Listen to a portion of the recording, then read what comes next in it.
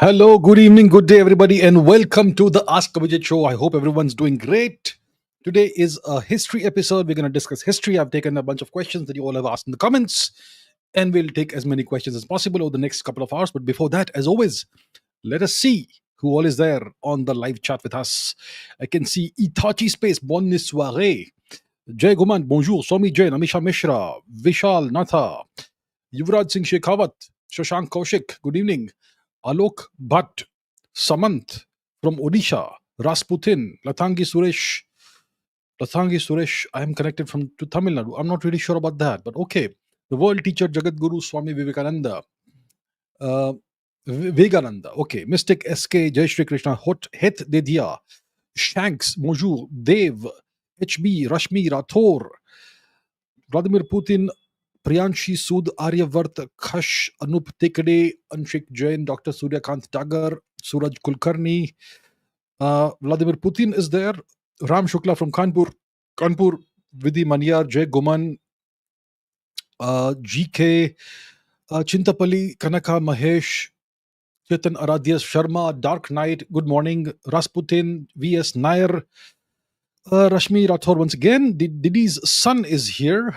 Deb is here. Siddhartha Gupta, Sanket, Paikade, Mitesh Gandhi, Vikash XAN, Ayush Singh, Raja Akash Kumar, Uchiha YT, Dhruv Duria, Rasputin, Piyush Jaiswal, Ketan Desai, Beneath, Might is Right, Creative Clips, Random Skull, hello, Nishad Athalye, Unmesh Shah, Satellite, VS Nair, Mitesh Gandhi, once again, okay, I think I'm repeating some. Raghav Chopra, Suman Shekhar, Sarangi, Debatra Das from X, Raghav Chopra, Swami Jain from Jaipur, Hideki Ryuga, Tanmay Deshpande, Vashisht Sharma. When will I do a video in Hindi? I'll see about that, sir. I'll see. Abir Shukla from the city of lakes, Bhopal. Good evening, sir. Vishal Tokas. Might is right, says take my name. Nalin Bhatt, geopolitical Dubey from Indore. Good evening, sir. Rajat Duhan. Krish Verma, Geo is investing in AI models. That's fantastic. Krishna Raghunath from the Surinamese Netherlands, and so many other people. Good evening, good day to all of you. Thank you so much for being on the live chat. And let's get going with the questions. I've taken some questions, 25 questions. Let's get going with the questions. What all are we discussing today? Okay. What's the first question?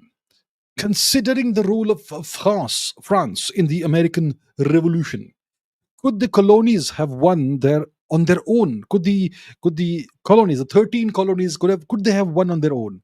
How much did the global balance of power decide the outcome of this pivotal moment?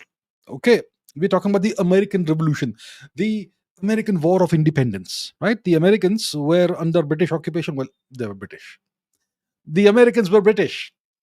They were British colonizers. What is the United States?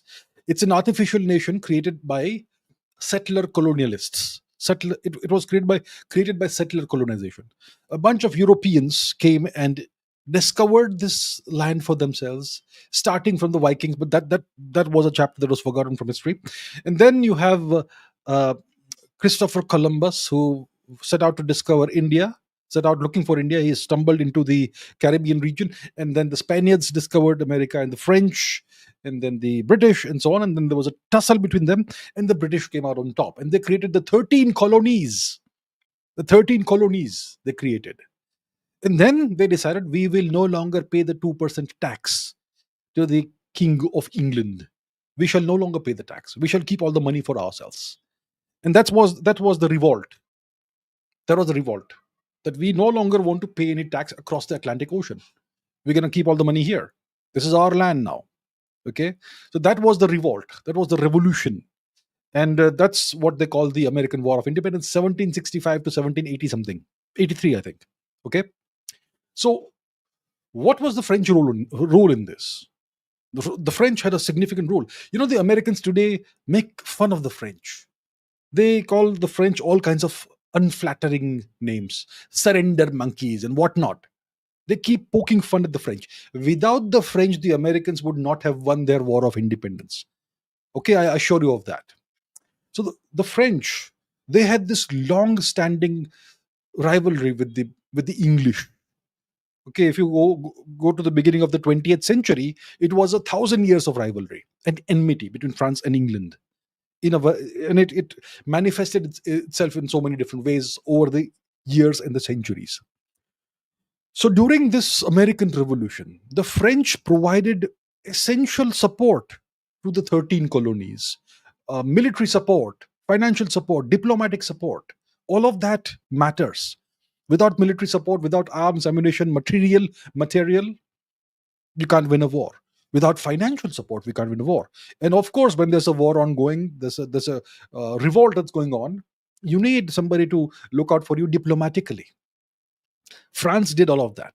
So the American colonies would have faced tremendous difficulty. They essentially would have lost if it was not for the French and the help that they provided. So I remember when I was a kid, like when I was like 8, 9, maybe 10 years old, I watched this movie, an American movie about the Marquis de Lafayette, who was a French military leader who participated in the American Revolution, the War of Independence. And so the Americans did recognize in the 20th century the French contribution to this. So, what kind of specific help did the French provide? They provided, first of all, troops and officers, French soldiers, French commanders. Like I said, the Marquis de Lafayette. Then there were some other people as well. The Comte de Grasse and some other names that I don't remember right now. So Marquis de Lafayette, Comte de Grasse, and there were some other major commanders and soldiers as well. Lots of soldiers that were provided by the French. And these French military commanders, these French soldiers, they, they did shape the course, the outcome of battles. The final siege of Yorktown. Okay, what was it? 1781 or something like that. Okay, you can look up the exact dates. The siege of Yorktown. Who surrendered in the siege of Yorktown? Lord Cornwallis surrendered to the Americans, and that was essentially the beginning of the end of uh, the rule of the British flag in America. Lord Cornwallis, who later came and occupied India, that fellow. So the French provided soldiers, they provided military commanders. They assisted the Americans with naval power. The French Navy, it engaged British forces not just in the Americas but globally. They blocked British reinforcements at Yorktown, and that essentially was crucial to the victory of the Americans. There's diplomatic alliance also, uh, that the diplomatic support that the French gave, it gave legitimacy to the cause of the Americans and so on. So the American colonies, they were essentially like islands. At that time, America was still not genocided completely. The natives still existed, and the colonies were like islands, and they lacked resources for a prolonged war. And the British side, they had reinforcement, they had supplies coming in from across the Atlantic, from Europe, from continental Europe, from England, from Britain. So the French provided this vital support to the rebels. French supplies, French money, French commanders, French soldiers. Okay, and the French intervention forced Britain to fight globally, and that's what really hampered Britain. And that's when this happens, when you have to fight not just in one place where the rebellion is happening, but globally in so many different places, you get overstretched. Your resources get overstretched. Your military gets overstretched. Your navy gets overstretched, and you can't focus where you're supposed to focus. And that's what the French did. So, without French support, the American Revolution, the War of Independence would have failed. It's the French who were instrumental in creating the United States of America. Let's not forget that. So it's a very interesting question that you've asked here, and the world should know about this. Yes, all right. Vidhi Manyar says, can you please tell us about Sharda Peeth, one of our greatest ancient centers of education and learning, now located in temporarily Pakistan illegally occupied Kashmir? Who was responsible for its decline and eventual destruction? Who destroyed it? What was the temple and university like at the peak? At its peak, what kind of knowledge was imparted there? What were the qualifications of the scholars and teachers associated with it? Are there any books where we can get all the possible clear details of Sharda Peeth, and so on? Look, I am not aware of any books. I don't think anyone has bothered to write a detailed book about Sharda Peeth and so on. Our historians, they are engaged in all kinds of activities that have nothing to do with Indian history. So I don't know of any books about Sharda Peeth. I have read from various different sources. I don't even remember the sources. I can go and look them up again. There are obviously research papers and uh, fragments of knowledge and information from various books here and there, but the books aren't about Sharda Peeth, right? So Sharda Peeth was one of our great ancient universities. It existed at least in the 4th century AD, probably before that. It is said to have been created by Lord Vishnu or Lord Brahma, or one of the two. I think one of the two. I don't remember exactly which one. So that indicates that it was considered to be a very ancient university. I'm not sure exactly when it was founded and who founded it, but it was there at least in the 4th century AD. Most likely, must have been there long before that. Sharda Peeth was obviously in Kashmir, and because of the presence of this great university, Kashmir, the land of Rishi Kashyap, was also known as Sharda Desh. Sharda is obviously Saraswati, the goddess of knowledge and wisdom. And some of the major patrons of this great university were the great king Lalitaditya Muktapida and his successors. So that's around the 7th, 8th centuries AD, 8, 9, 10, 11th century AD. Around that time was the peak of this university. The peak, I mean, the greatest extent, and the peak of its fame, the peak of its attraction for students all across the subcontinent, maybe beyond that, right? You would have scholars coming in from what is currently the Chinese occupied Xinjiang, etc. That was a completely Indianized region. You had uh, scholars like Kumara Jiva, etc., who were associated with the university. Uh, it is said that Jagat Guru Shankaracharya was also associated with the university. So, in ancient India, the universities were always uh, patronized by kings. The kings were patrons who would subsidize the universities, who would give all the money, all the resources needed for the upkeep and running of the university, sometimes expansion of the university, to provide for everything the teachers and students and everybody needs, administrators, all of that, so that there is no obstacle in the smooth running of the university. And the university is said to have had a great library. We know that what happened in Nalanda, right? Sharda Peeth also had a great library. God knows how many texts were there. And the Sharda script comes emerged out of, well, the Sharda University, most likely. The Sharda script is associated with Sanskrit, and so it is associated with Kashmir, and Kashmir was Sharda Desh. So most likely, Sharda University must have been the place, the institution from which this script emerged, and the Sharda script was used for writing Sanskrit as well as local languages like the precursor to modern day Sanskrit and the various other Daradic languages that were spoken in the northern and western parts of India. We're talking about extreme northwest, which is Kashmir and Gandhar and so on. So it was a great university. It was a great institution of wisdom, knowledge. What did they teach there? They taught you everything that was taught in all Indian universities. They would teach you philosophy. They would teach you the Shastras. They would teach you the Itihasas. They would teach you mathematics. They would teach you astronomy. They would teach you the 64 Vidyas, the 64 arts, all of that.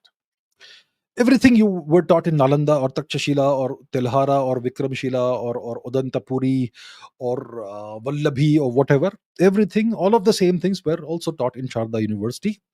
We don't have any records of its curriculum, of its syllabus. Nothing is left today. Everything has been burnt into ashes. So we don't know quite what the details are.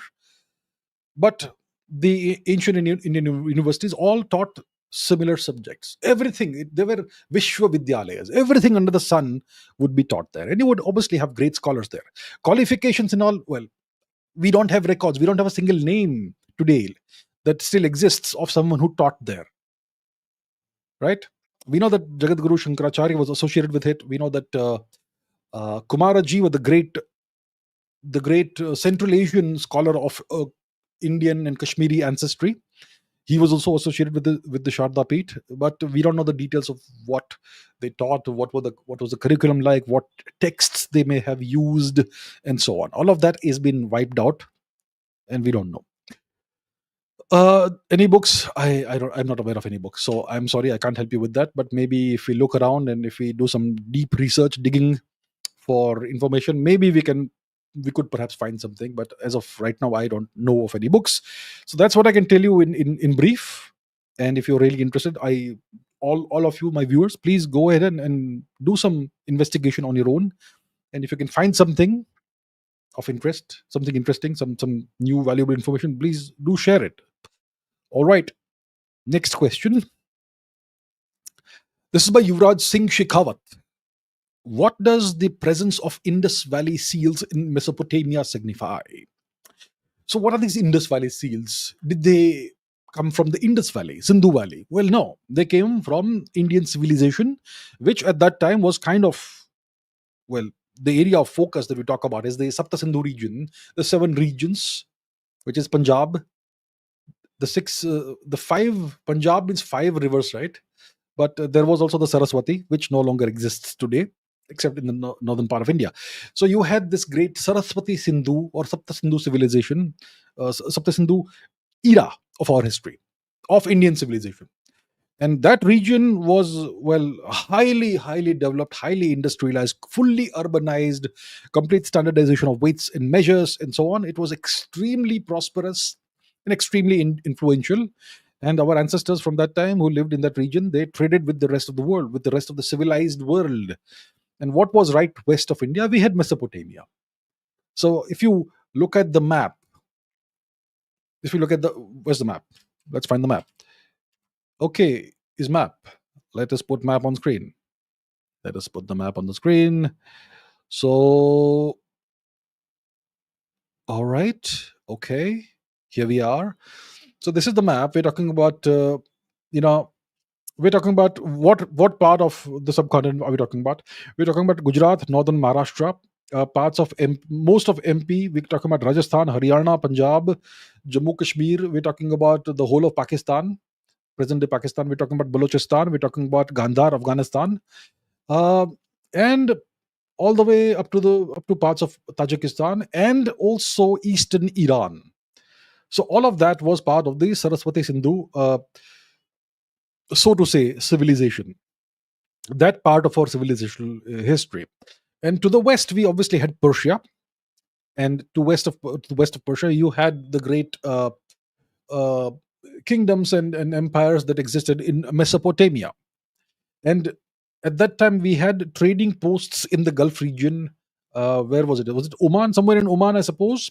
We also had trading posts in far northern India, and we also had connections with the Jiroft civilization, which was which was kind of a sister or daughter civilization that existed in eastern Iran. So if you go west of India, you reach Iran, and in Iran we had Jiroft culture or Jiroft civilization, and that was kind of the bridge between India and Mesopotamia.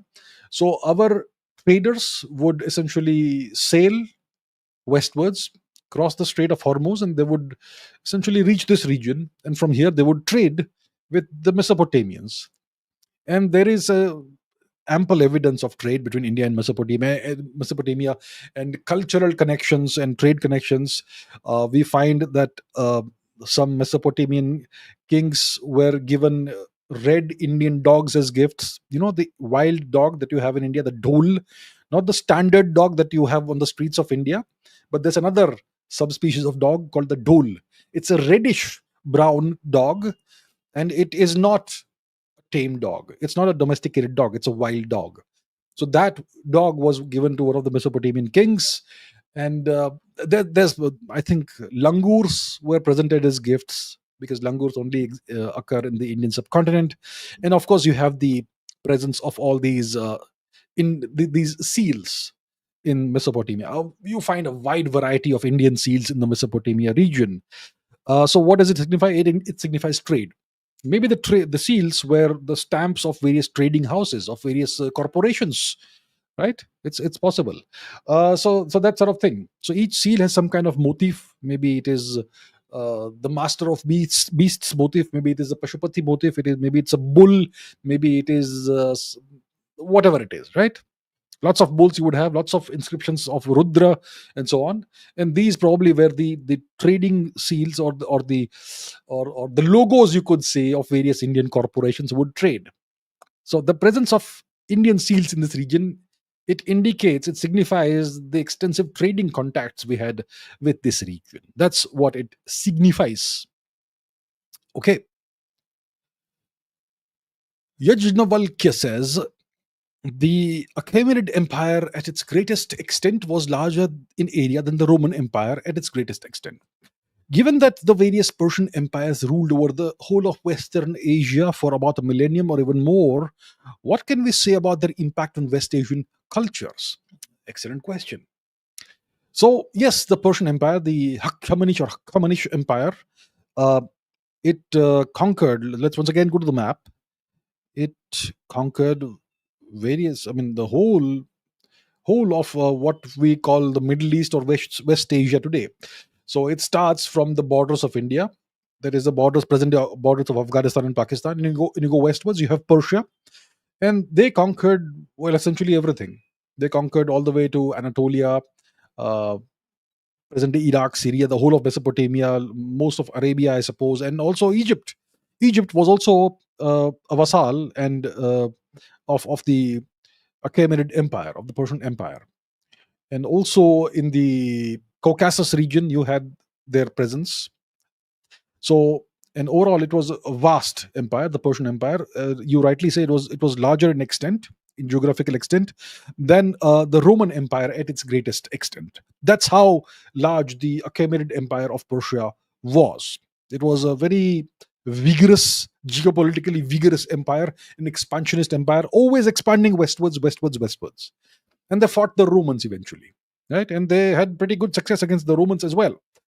So that was the deal of the Persian Empire, the Achaemenid Empire. So obviously they're going to have some cultural influence. They would have had a great amount of cultural influence and impact uh, over West Asia, but that has all been erased. Today you don't see that. You see some remnants of that here and there. For example, in Persia, in Iran today, you still have some small scattered Jewish communities, small numbers of Jews here and there. How did the Jews end up in Persia? Well, the Persians, they liberated the Jews from, what was it, Assyrian occupation, and they allowed the Jews to retake Jerusalem and build the second temple there, which was eventually destroyed by the Romans. Okay, and that's a whole different story. And as a consequence, the Jews who were in exile were able to go back to Judea, to present day Israel. And some Jews eventually ended up in Persia, because Persia was a very welcoming civilization, just like we used to be, just like we still are. The Persians were also just like us. So Jews were welcomed in Persia, and some of them settled down in various parts of Persia, and they also continued practicing their religion. So the Persian Empire was a very, the Western term is tolerant, religiously tolerant. They were obviously, eventually they became Zoroastrians, but they allowed all their conquered peoples to continue practicing whatever cultures and religions they had. So it was a very, from a Western perspective, tolerant empire. The the more appropriate term would be respectful of other people's cultures, not tolerant but respectful. But that's something the West doesn't understand. They don't understand respectful, they understand tolerant. I'm going to tolerate you. That sort of thing. So anyway, the Persian culture would have spread far and wide across West Asia, but all of it was wiped out eventually by the rise and spread of the religion of that came out of Arabia, right? In the which 6th, 7th century AD, whatever, Islam I'm talking about, right? And there's nothing left of whatever uh, cultural or civilizational impact Persia would have had on West Asia. Nothing that I can see. Yeah. So all of that was wiped out. And of course, Persia was destroyed by Alexander. So all the Persian records of what they did, what they achieved, and all of that, that also was destroyed by Alexander. So there's nothing much left that can tell us about the specific set of impacts Persia would have had on West Asia. Also Egypt. Amisha says, how was Pushyamitra Shunga able to execute the last Mauryan empire in public? Brihadritha Maurya, right? That was the last Mauryan emperor. So Pushyamitra Shunga, his justification was that this guy, the last Mauryan emperor, was absolutely uh, he was incapable of ruling. Okay, he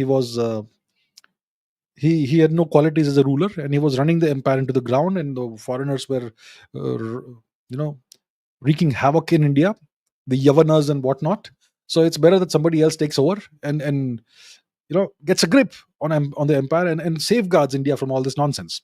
That was the justification. And Pushyamitra Shunga. So the question is, how did he do this? So first of all, let's understand this. He did not execute the last Maurya empire. He assassinated the last Mauryan emperor. It was not an execution; it was an assassination. Let me explain what an assassination is. You want to know about a public assassination? Well, okay, I'll show you. Okay, let's Google this. Okay, we go to Alami, Sadat assassination. Okay, Sadat, right? Okay, let's go to images. Okay, check this out. This is public. Do you see what's happening here? Uh, look what's happening here. This is all public. You can see over here. This is a stadium, and you can see people are sitting in a large number of people are sitting in their seats. You can see over here. This is a zoom in kind of thing. You can see some more details here. This is all in public. So Anwar al-Sadat, the leader of Egypt, was reviewing a military parade, a victory parade of the Egyptian military's achievements in the Yom Kippur war. And there's a military parade going on, and one of the vehicles stops in front of Sadat, and Sadat is standing and saluting them, because that's what you do, right? As a president, you salute your armed forces. So these and a bunch of people, a bunch of soldiers comes out, and they throw a bunch of like 3 grenades at him, and one of the grenades explodes, and then the remaining soldiers, they start shooting at the president.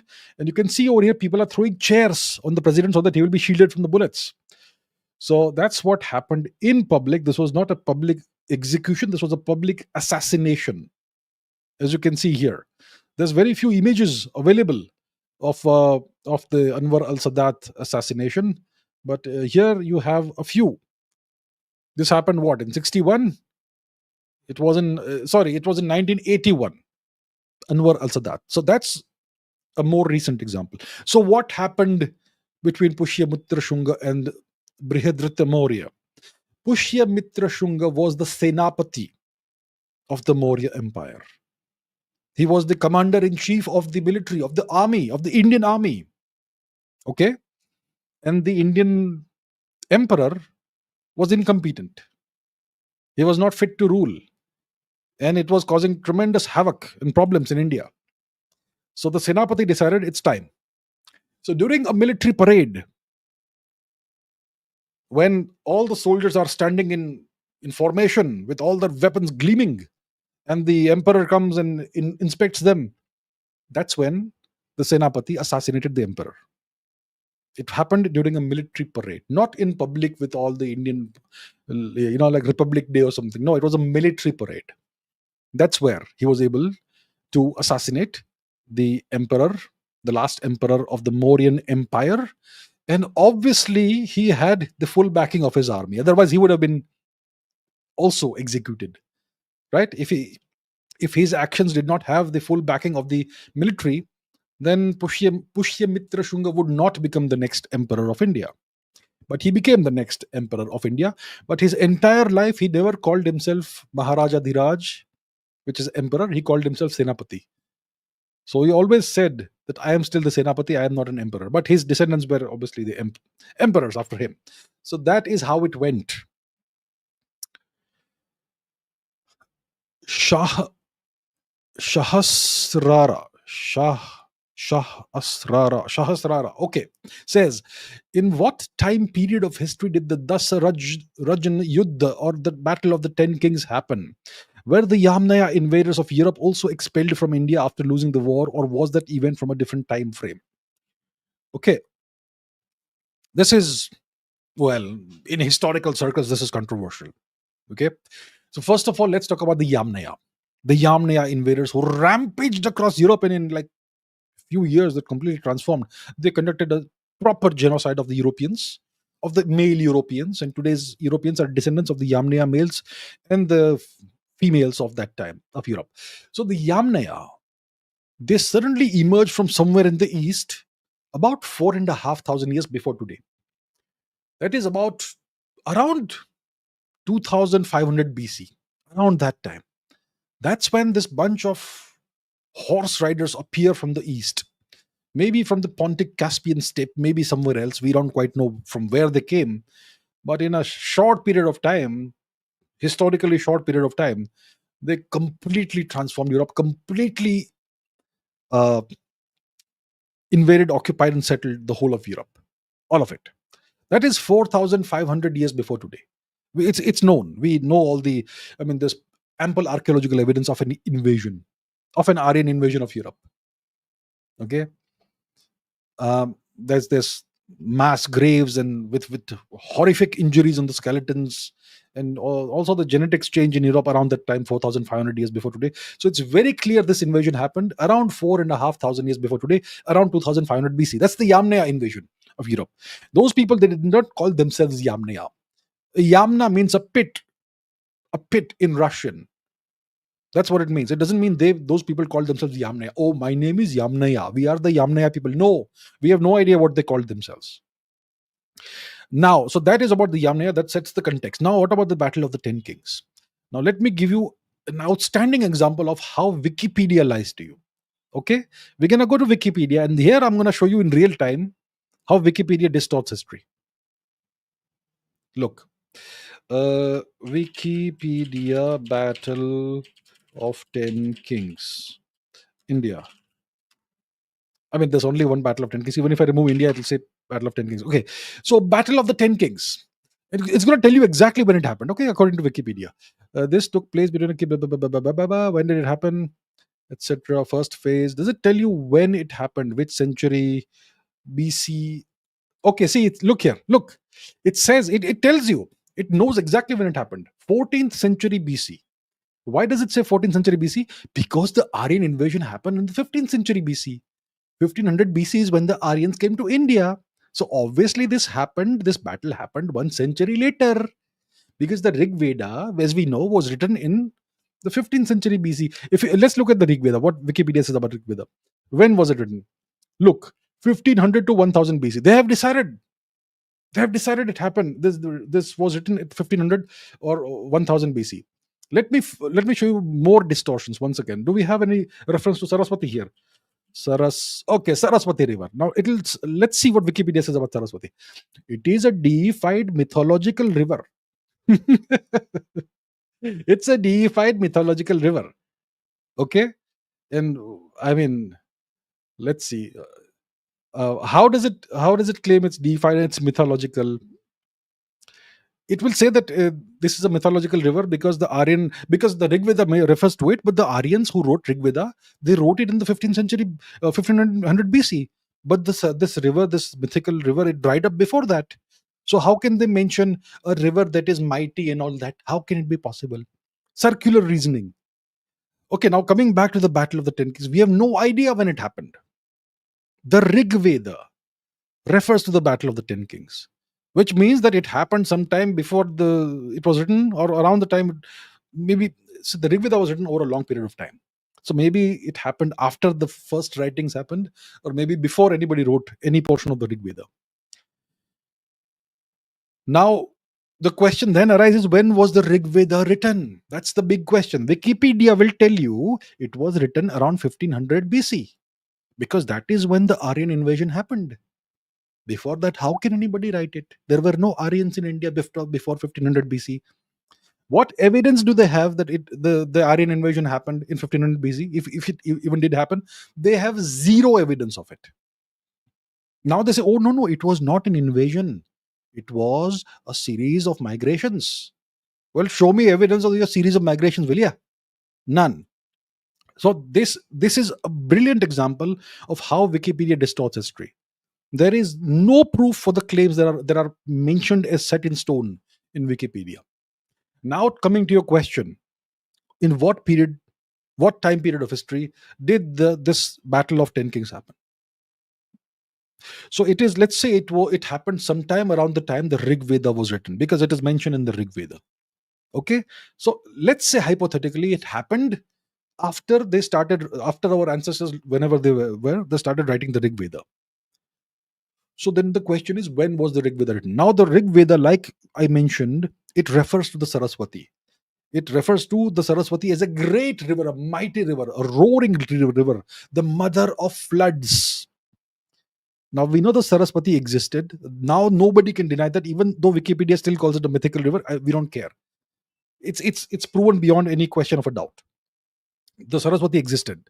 It's this gigantic paleo channel of a river that starts from the Himalayas and goes all the way into the Western Indian Ocean, the so-called Arabian Sea, the Sea of Saurashtra. Right? So this great river existed, and you can see the you can see the drainage channel. You want to see it? I'll show you. I will show you. Okay, give me a second. I'll show you the conclusive proof that a monstrously massive river existed. Okay, we go to satellite images. Here we go. Now watch what happens. Okay, let's look at. Forget about what you see over ground. Look at what you see under the ocean. You see this in the center of your screen? Do you see this channel in the ocean? You can see this is an ancient drainage channel of a major, massive river under the ocean. It still exists. And it probably was created when this part of the ocean was above ground, which means it was created maybe 10,000 or maybe several thousand years ago. And imagine how massive the river must have been, that it created such a gigantic drainage channel. Right? So there you have, what else, what other proof do you need? Do you see any other major channels over here? You can see one here, which is the channel of the Ganga.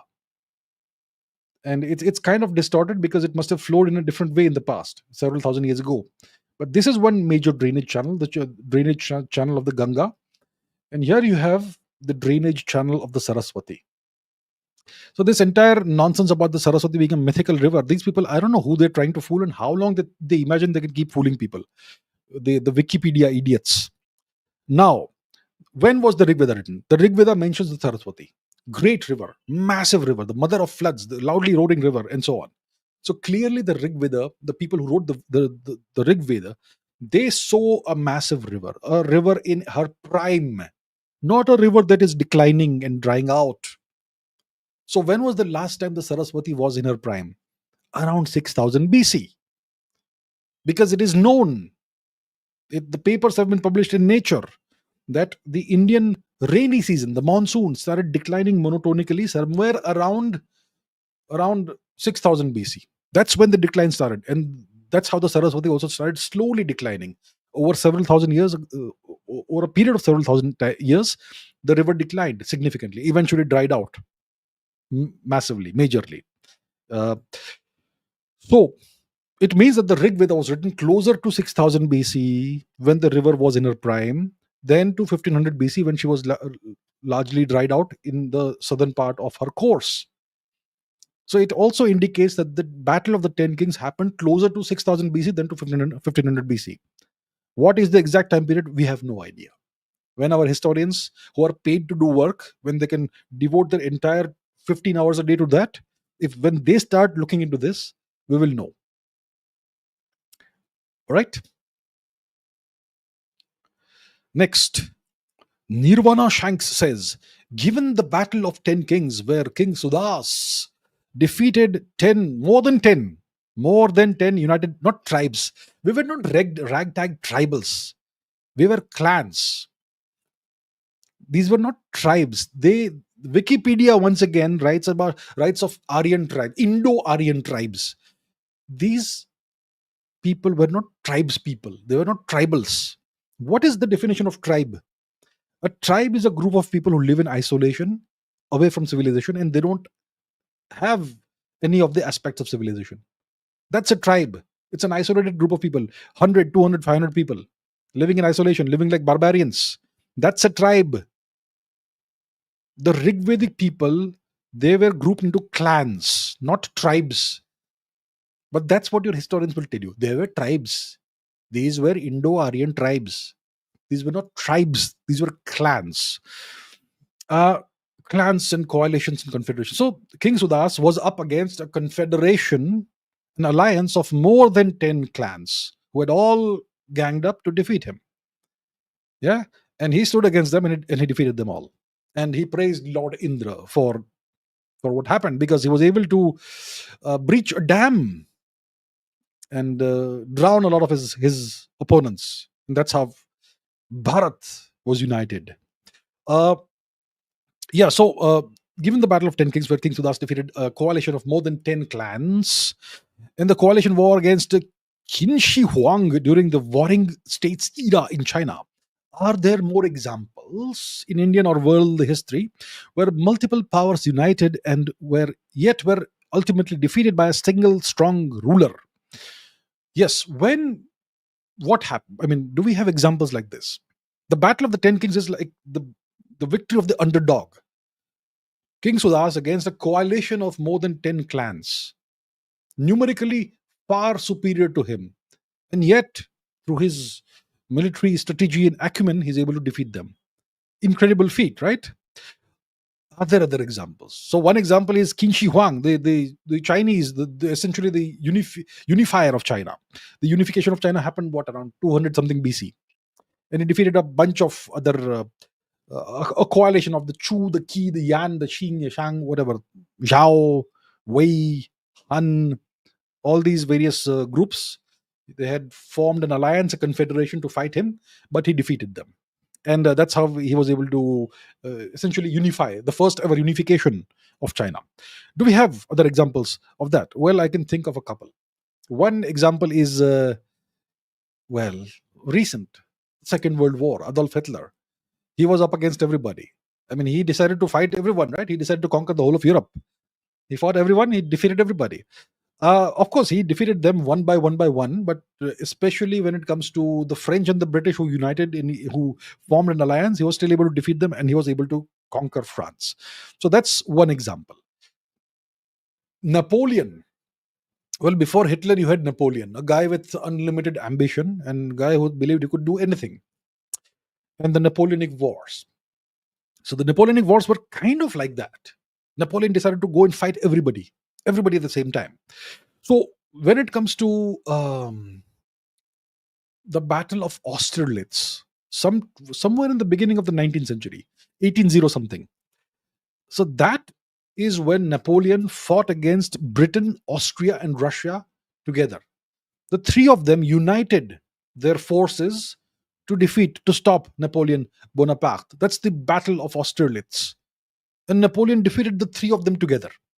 The combined coalition forces of Britain, Austria, and France, and Russia. So, and that was essentially the end of what they called the Holy Roman Empire. So that's an example, but it's not Napoleon against 10 at the same time. It's Napoleon against 3 at the same time. So it's not as great as what King Sudas achieved. And then obviously another example is Genghis Khan. Genghis Khan, when he was in his teens and when he was growing up and when he was in his 20s and 30s, Mongolia was a bunch of different tribes. And they all were fighting each other all the time. And all of that was engineered by the Chinese. And eventually, when Genghis Khan became, when he was still called Temujin, and he became a significant force in Mongolia, then various tribes came together and formed a coalition against him. And they had leaders like Jamuka, one of his former friends and eventual enemy. So they formed an alliance against Temujin, and Temujin defeated this tribal coalition, this confederation. That was when he was about 43, 44, 45, mid 40s. And that him defeating this coalition was the formation of a unified Mongolia. So whenever somebody has done this sort of thing, it's created some kind of unification. So King Sudas defeated this alliance of more than 10 clans. He unified Bharat, and that's the beginning of the Rigvedic phase, perhaps, of Indian civilization. And Genghis Khan defeated this tribal confederation. That was the formation of Mongolia as the unified entity. So you have some examples in history, but I can't think of any example that kind of rivals what Sudas did. One against, I don't know, 11, 12, essentially, not 10, more than 10. So very hard to find an example that is exactly similar, like, up against those sort of odds and still winning. Okay, next. Anonymous scientist says the US gained the USSR's support during the Second World War because Hitler betrayed the USSR with Operation Barbarossa. What happened to the US USSR relationship after the war? Why did they start a new rivalry or Cold War? I mean, a great question. They used to be allies, right? What happened? So, the Germans, the Nazis, who obviously were led by Hitler, they had essentially a pact, a non aggression pact with the USSR of Joseph Stalin. It was called the Molotov Ribbentrop Pact. This was a non aggression pact, kind of not really an alliance, but we won't fight each other, that sort of thing.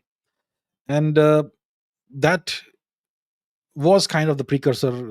It kind of made things easy for Hitler for a while. So they had this pact, the Molotov Ribbentrop Pact.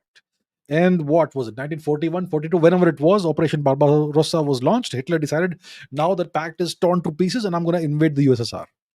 He did not wait to finish the job with England. Yeah. He decided, okay, forget about England, let's go to the USSR.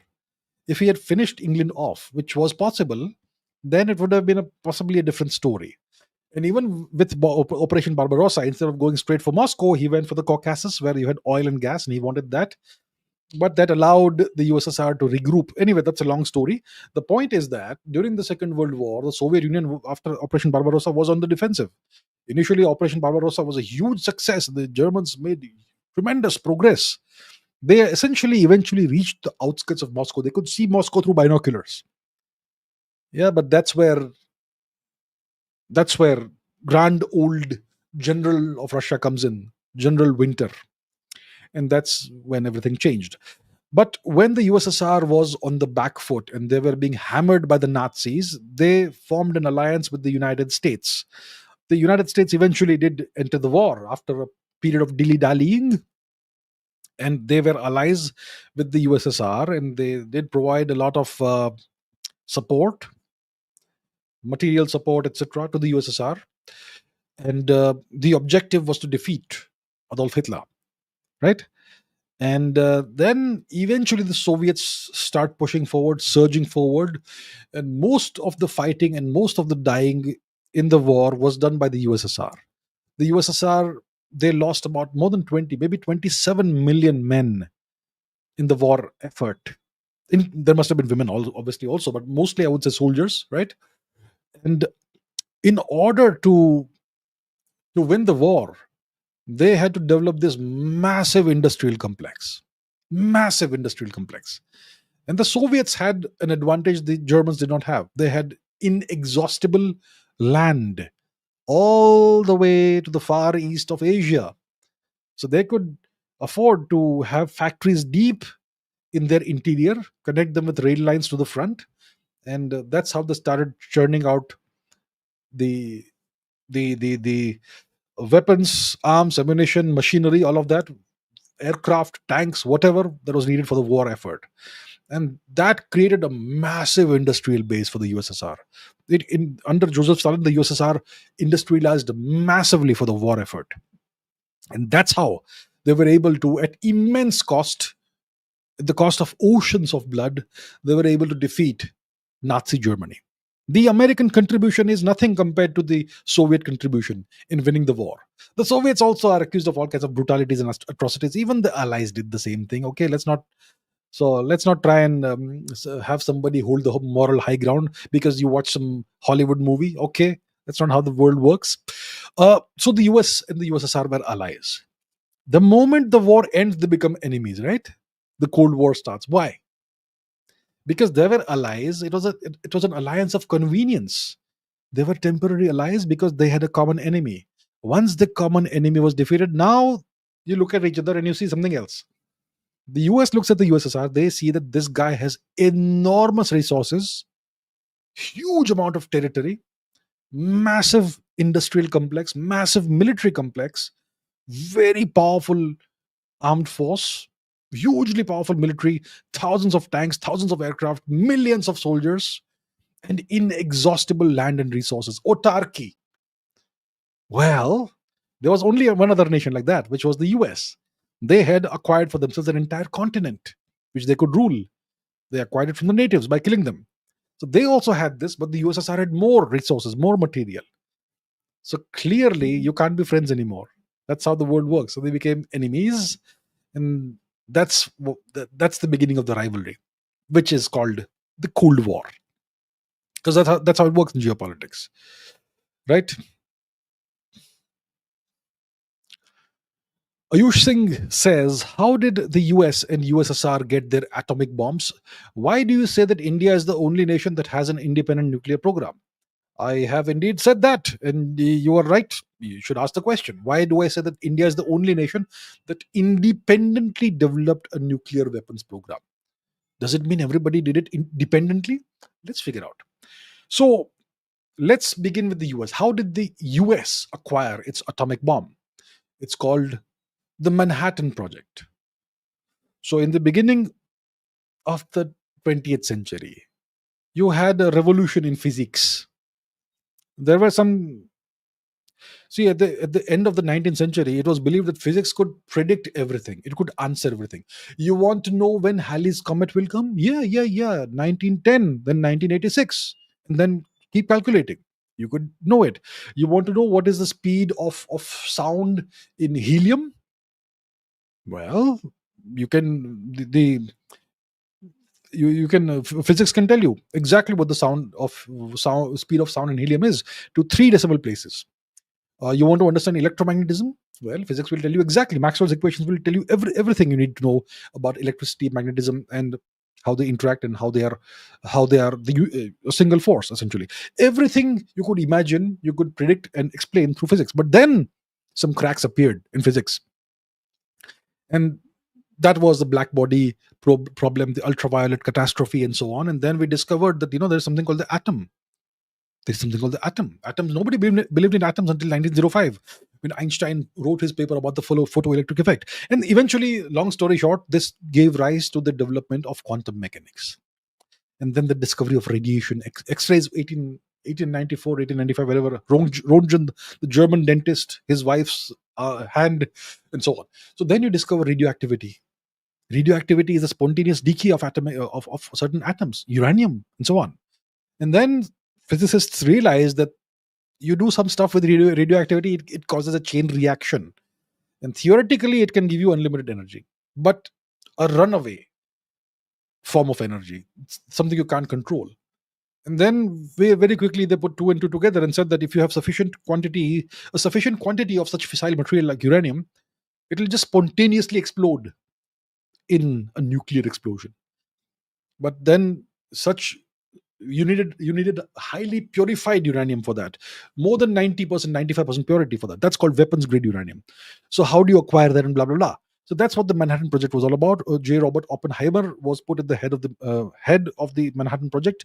It was a highly secretive operation, and it went on for quite some time. They acquired tremendous quantities of uranium ore from Africa, and they purified it, and they had to do a lot of physics that had not been done before. And eventually they tested the Trinity explosion in Nevada or wherever it was. There was the first explosion. So the US atomic bomb was entirely indigenous. They brought in the best scientists from the world, Enrico Fermi and Feynman and Oppenheimer and so many more, who all worked together on the atomic bomb project. And that's how they were able to test the bomb, first in Nevada and then in Hiroshima and Nagasaki and so on. We know that. Now, when the Manhattan Project was going on, it was a highly secretive operation, but there were spies. There were spies in the Manhattan Project. Okay? The Rosenbergs and I forget the names. You can look it up. Okay? Espionage on the Manhattan Project. So once the Soviets got to know that the Americans they also had excellent scientists, excellent physicists, the Soviets. Okay?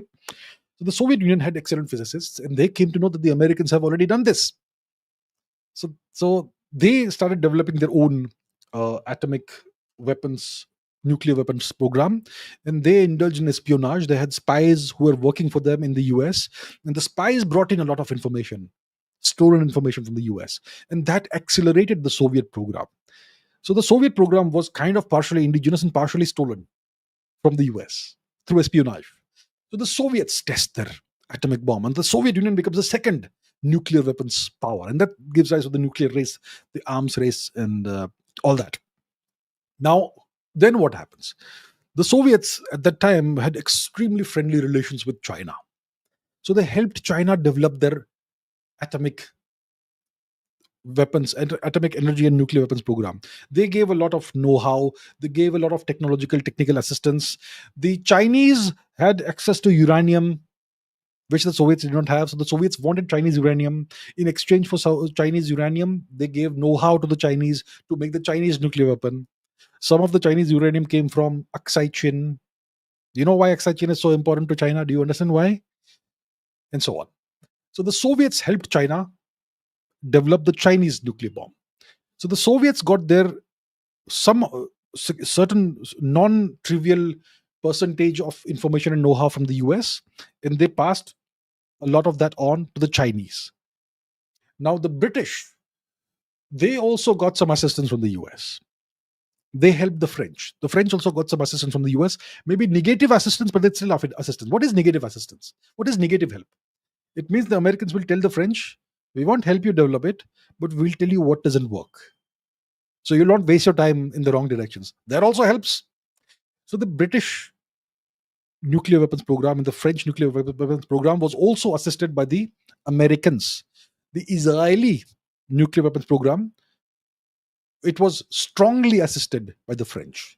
The French gave a lot of help to the Israelis in developing their nuclear weapons. And the Israelis maybe got some uranium from South Africa and so on. There was a South African angle also in this. The Pakistanis, their nuclear weapons program, it's either Chinese or American. I think their nuclear warheads are most likely American nuclear warheads. So that leaves us with India. Did India get any assistance from anybody? No. And that's the end of the story. I hope that answers your question. And you can look all of this up. You can fact check everything I said. Look it up. I invite you all. I encourage you all to fact check what I just said. Look it up. All right. Next. Krishna Raghunath of the Surinamese Netherlands says, I have done a little research on the era in which Zarathustra is supposed to have lived, but the information contradicts itself. Well, different claims contradict each other. One claim says that Zarathustra lived 258 years before Alexander the Great. A second explanation claims that Zoroaster lived around 1500 BC, which exactly matches the Rig Veda date of Max Muller. A third explanation claims that Zarathustra lived 5000 years before the Trojan War. What's my view on this? So, because the Greeks destroyed all Persian records, that's why we don't quite know when Zarathustra lived.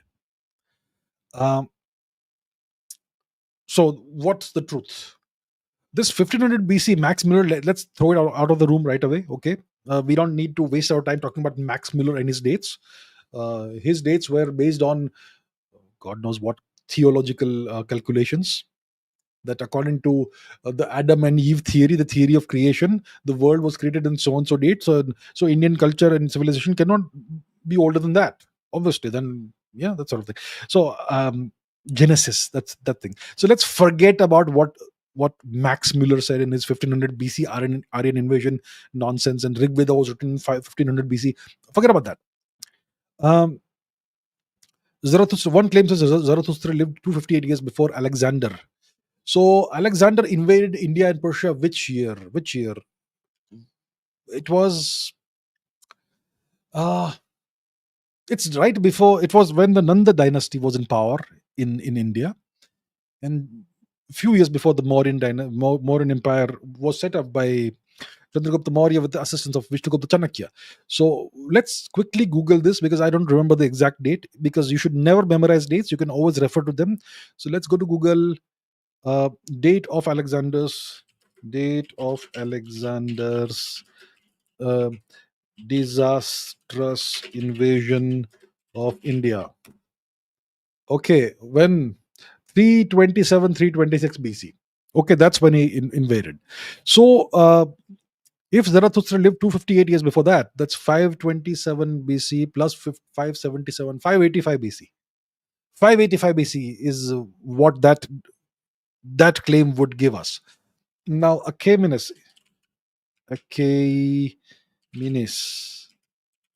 Okay, when did he lived? 7th century BC. Well, that kind of makes sense. It's possible. It's plausible, I would say. Plausible. If it is 585 or 580 or something BC, it would be after Hakhamanish or Akshamanish.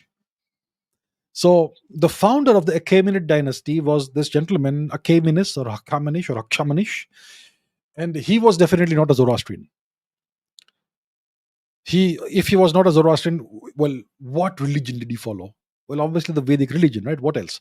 So I think that is a little plausible that Zarathustra lived maybe a century or two after the founder of the Achaemenid dynasty. That kind of could make sense. Um,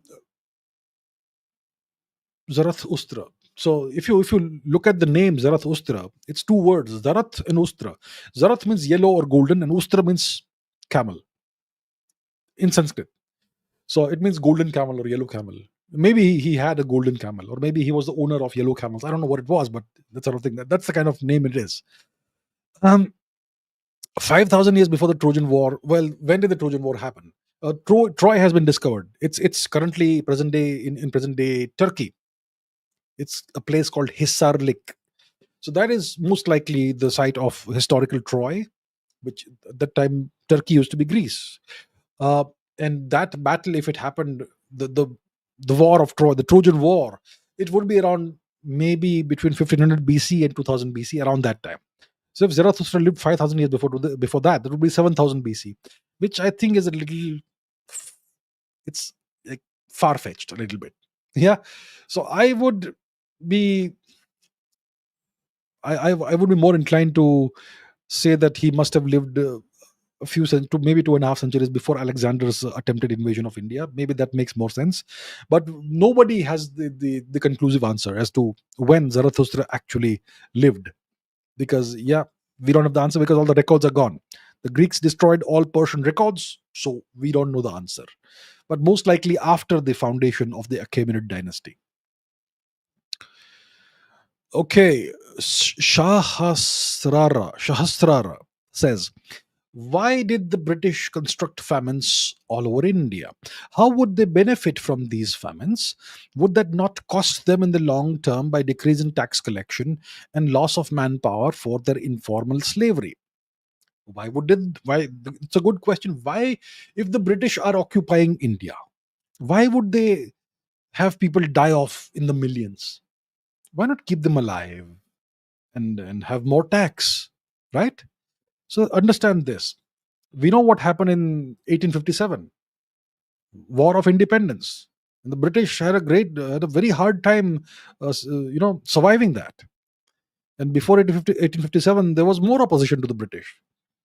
Our land was under foreign occupation. It was a brutal occupation. And we fought, or people fought the British. Now, what's the best way to prevent a people from fighting? You starve them. You starve them. If they don't have food to eat, how will they fight? India was the home of 330 million people. It's okay to kill a few million every year. It'll keep them in check. If they're all skeletonized and starving, how will they fight us? We can still tax them. That's why the British starved Indians. That's how the British engineered famines in India. Now, the question also arises, how did the British engineer famines in India? How did they do it? I mean, how do you engineer a famine? So the British were very systematic in engineering famines. They had very exploitative economic policies, very exploitative agricultural policies. They obviously prioritized their interests, their commercial interests, their imperial interests. They how do you start a famine? You force farmers to stop planting food crops. You force them to plant cash crops. You make them plant opium, which you will then sell to China and extract silver and gold out of China through opium taken out of India, which you obtained by forcing farmers to grow opium instead of food crops. So you're forcing farmers to grow opium, you're forcing them to grow indigo, you're forcing them to grow cotton, but who is going to grow the food grains, right? So that's one way of constructing a famine, of engineering a famine. Then when a famine happens, you you are the government in some parts of India, so you will do famine relief measures. What kind of famine relief measures you will do? You will say, okay, you people are starving, I'll give you a solution. You guys come and do hard labor for me. In exchange for the hard labor, I will give you this much food. So that is famine relief, right? The British had extremely exploitative land revenue and taxation. They had something called permanent settlement. They had something called the horrific Rayatwari system. Right? They stole all the land of the Indians. Today, Indians don't have land, right? Why do Indians don't have not have land today? Indians don't have land today. Most Indians have no land. Before the British came, most Indians had land. Before the Turks it came, even more Indians. Everybody had land. Today, most Indians don't have land. They go to cities and they live in rent and whatnot. What happened to the land of the Indians? The British government took it, and then it was passed on to the Indian government and Zamindari system and all kinds of horrific things. The Rayatwari system, it stole the land of the people. The British imposed extremely high, exorbitant land taxes. They forced farmers to do subsistence farming, and that too of cash crops instead of food crops, in order to not be killed, so that they can pay their taxes to the government. High taxes, theft of land, forcing people to grow cash crops, no food security. When we had Indian kings, there was food security. The Indian kings used to maintain huge reserves of grains, because every few years there's the El Nino kind of a situation, and maybe 2 3 maybe 1 or 2 years there's the monsoon fails. But if you have sufficient reserves of grains, you can distribute them and you can waive off the taxes for that year. That's what the Indian kings would do. That's why India never had famines. Even if you go back to Rakigari and Bhirana and all that, like 5,000, 7,000 BC, you see these huge grain silos in which grain could be stored in tons. So India always had this system. The British destroyed all of that. Then, whenever there is a famine, the British would export the grains to Britain and to other British colonies.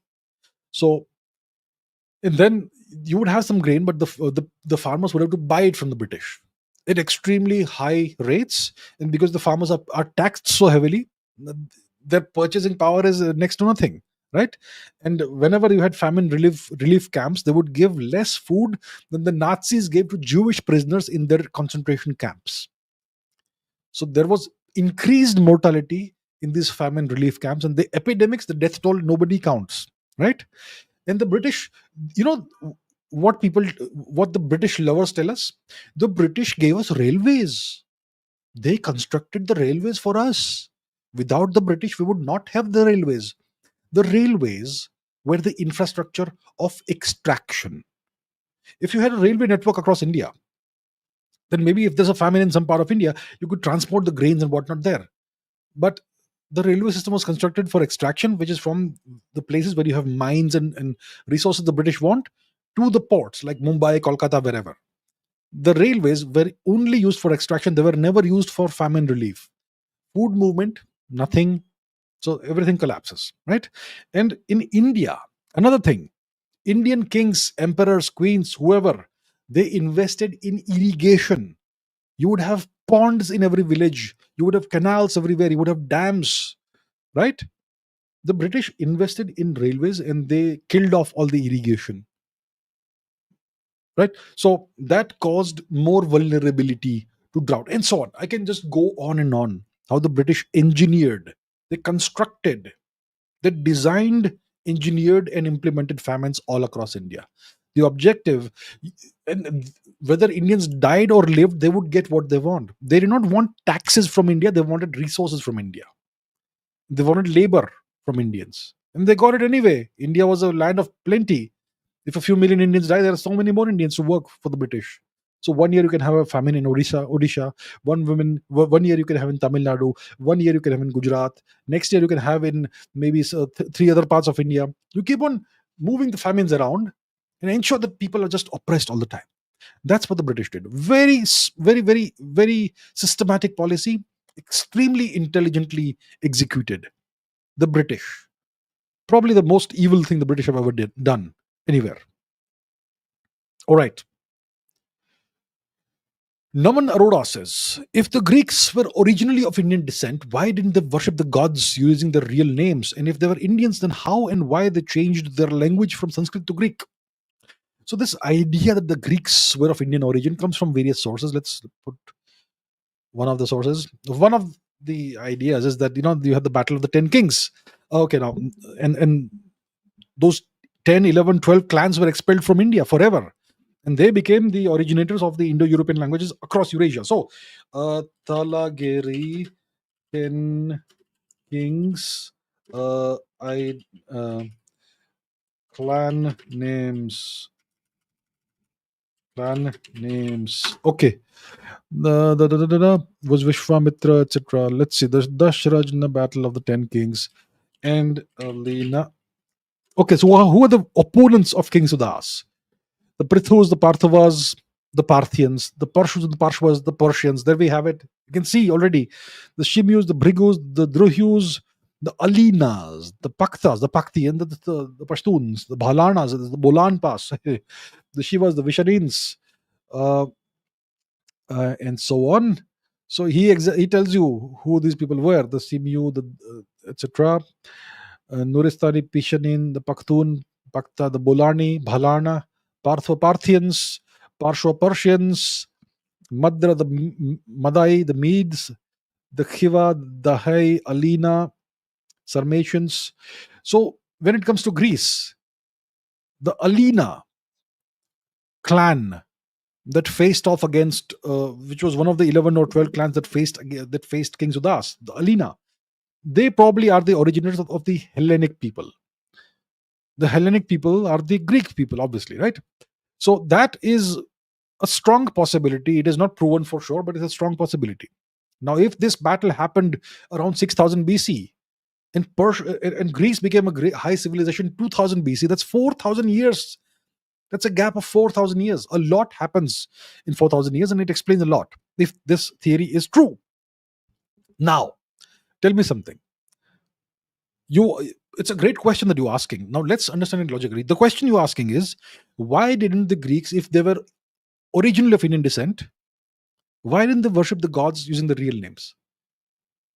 Now, tell me today. Today in India, how many of you worship Lord Indra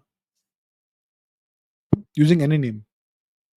How many of you worship Dyash Pitru? How many of you do? Has anybody even heard of Dyash Pitru? Dyash Pitru, the father of Indra. That was the original god. Dyash Pitru and Prithvi Mata, the sky father and the earth mother, those were the original gods and goddesses. God and goddess. Nobody worships them today. In India, who worships Lord Indra today? Nobody does. What happened? We ourselves have changed. Who worships Skanda today? Some people in South India. Some people. But the rest of India, does anybody remember Skanda? We had an emperor named after Skanda. Skandagupta, one of our great emperors. Right? We have forgotten so many of our own gods. We have relegated them to obscurity. Right? And we have so many new names for gods and goddesses. I mean, we have multiple names for gods and goddesses. That evolution happens in India also. And if the question is, why did the Greeks change their language from Sanskrit to Greek? Well, simple question. How many of you speak Sanskrit today in India? How many do? People speak Bengali, Assamese, Kashmiri, Punjabi, Marathi, Odia, Gujarati, Haryanvi. You can go on. What happened to Sanskrit? Why don't Indians speak Sanskrit today? The same process that happened in India happened everywhere else. And that's the answer. Very simple. All right? All right. Swapnil Mishra says, once upon a time there was an ambitious plan called Atlantropa to fully drain the Mediterranean Sea and reclaim land to connect Europe and Africa. So why is that even today a comparatively smaller project like building a bridge between Spain and Morocco has never been realized? Interesting question that combines world history with kind of present day stuff. But okay, let's go to the map. What was this plan Atlantropa like? Let's go. Let's go to the map. So around the 1920s, there was a German engineer whose name escapes me now. You can look it up. There was a German engineer who proposed creating a gigantic hydroelectric dam in the Strait of Gibraltar. And this project would entail essentially draining much of the Mediterranean Sea, which is this sea here. And it would bring the sea level down by about 100 200 meters, which is a massive change, which would completely transform the landscape of this entire region. It would essentially connect Africa and Europe, and it would free up a lot of land for settlement and resource extraction and whatnot. So that plan was called Atlantropa. It was a hugely ambitious plan and completely unfeasible because of the engineering challenges involved. So that's why nobody took it seriously. It was a very ambitious plan, but the engineering challenges were immense. It's almost like terraforming a new planet, almost like that. And the cost would have been exorbitant, astronomical, hundreds of trillions of dollars, perhaps, that sort of thing. So that's why it was never taken seriously. But if you just take a small portion of that and say that, okay, we just create a land bridge, okay, to create a bridge, not just a land bridge, maybe a tunnel, maybe a bridge or maybe a tunnel across the Strait of Gibraltar. So we have the nation of Morocco here on the south, and we have the nation of Spain in the north. And between them, there's this little Strait of Gibraltar. What's the width of the strait? It's about 15 kilometers. That's it, just 15 kilometers. Why can't this be done? For example, one example you can give is the Channel Tunnel between France and the UK. So we have the English Channel over here, and what's the distance? Let's measure the distance. It's about 35 or something kilometers, and there is this underground tunnel that goes under the strait, under the British Channel, under the Strait of Dover, essentially. And you can essentially travel by train from London to Paris in, I don't know, very short period of time, an hour or two, I suppose, because the French TGV trains are extremely fast. Train à grande vitesse, TGV. Anyway, so if this channel tunnel can be constructed under the ocean, then why can't you construct a bridge or a tunnel between across the Strait of Gibraltar, which is even the distance is even shorter. It's less than half of the width of the other project. That's the question. Now, why is it that this hasn't happened? There's still proposals that we should do this. I mean, they should do this. So why hasn't it happened? Is the question. I'll tell you why. First of all, when it comes to the British Channel, the depth of the sea between France and England is on average 50, 60, 70 meters. Okay. So the bottom of the sea is about 50, 60, 70 meters, more or less, roughly, approximately, on average, maybe around 60 meters. That's the depth of the English Channel. But when it comes to the Strait of Gibraltar, the depth must be, I don't know, 600, 700, 800 meters, maybe a kilometer. So it's tremendously deep. Tremendously deep.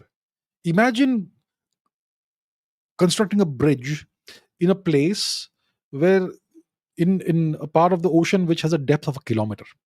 I mean, it's a whole different kind of challenge, right? It's nothing compared to what they did with the Channel Tunnel. Nothing comparable. Totally different engineering challenge. And secondly, this place, the Strait of Gibraltar, it is right at the boundary of the Eurasian tectonic plate and the African tectonic plate. That's a tectonically active region. What does it mean? The plates keep moving. It's about half a centimeter per year, the movement. Very small, right? In 10 years, it's 5 centimeters. If you have a bridge and there's a shift of 5 centimeters, it will collapse the bridge. Just 5 centimeters is enough to collapse a bridge. If you have a tunnel under the ocean and the wall moves, one portion of the wall moves by 5 centimeters, it's going to be a catastrophe. You don't want to build anything sensitive in that region. So, because of these reasons, yeah, that's why this project has never happened. Amisha Mishra says, what exactly was Athenian democracy? Was it truly as radically democratic as popularly imagined? Was it unique, or did other Greek states, city states, also had this also have this sort of thing, democracy, right? So people, the whole world will teach you. Your Indian history textbooks will teach you. Your Indian professors and teachers will teach you in school that Greece is the motherland. It's the birthplace of democracy. Athens was the ideal city state. Democracy came from Athens. Arey, what do you people know? You backward Indians, what do you people know? Democracy is the cornerstone of the civilized world, and it emerged in Greece, in Athens. Athens was the shining light in the world of darkness. Athens gave us democracy. Athens had direct democratic governance. In the 5th century BC, 4th century BC, see how long ago? 2,500 years ago, you had democracy in Athens. Political power was exercised by citizens. They had It was exercised by citizens through elected representatives. What the hell? I mean, no, they did not have elected representatives. They had direct governance by citizens. Now, what's the truth, my friends? What is the truth? Greek democracy. Let's examine the truth. And please, I invite you all to fact check what I am saying. Okay? Please fact check what I'm saying. Look it up. Go to Google, go to whatever it is that you go to these days. Look it up. So, when it comes to Athens, yeah, there was democracy. Citizens could vote. Who were citizens? Only citizens could participate in the democracy, right? Only citizens. So, what is the definition of a citizen of Athens?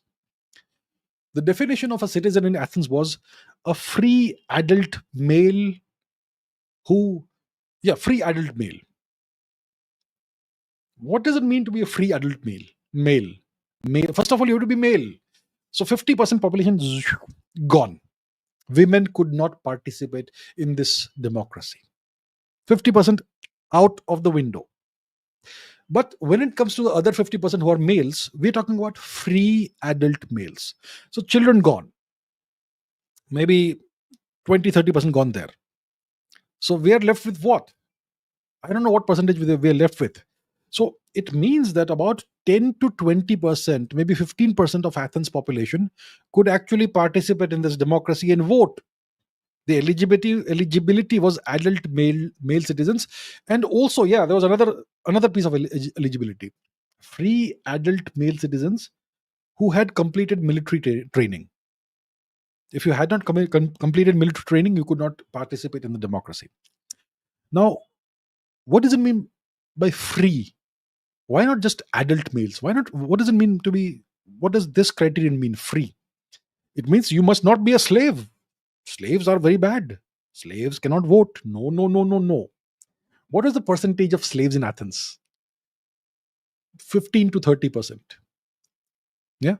So Athens may have had a population of maybe 250,000, 2.5 lakhs, out of which maybe you had 1 lakh slaves. Oh no. So you had about 1 lakh slaves out of a total population of 2.5 lakhs. So only 1.5 lakhs are not slaves.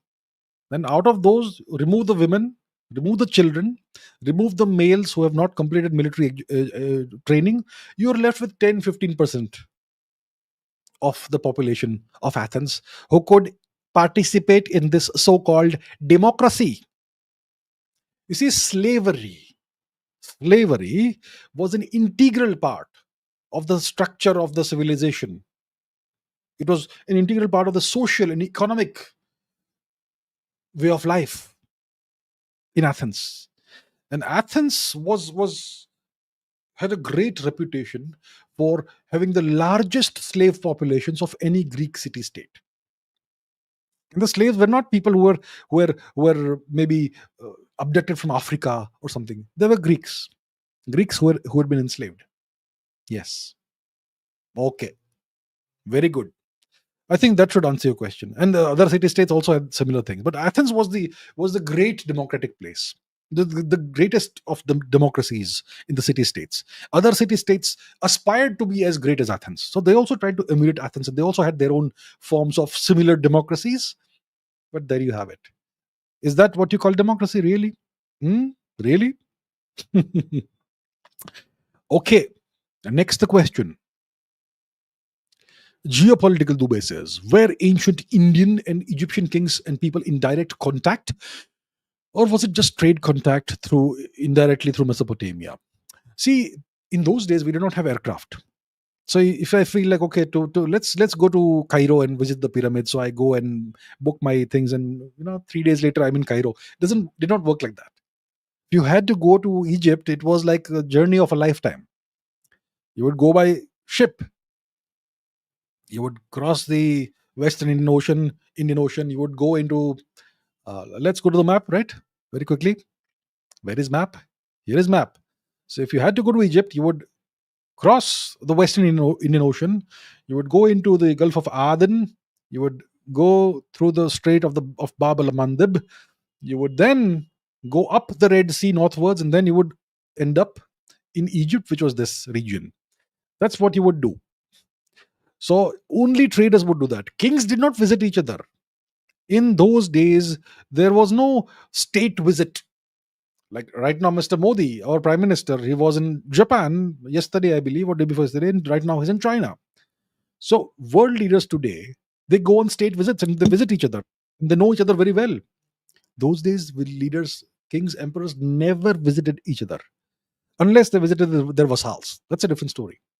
It is possible that it is likely that Chandragupta Maurya, our emperor, would have met with Seleucus Nicator, the emperor of the Seleucid Empire.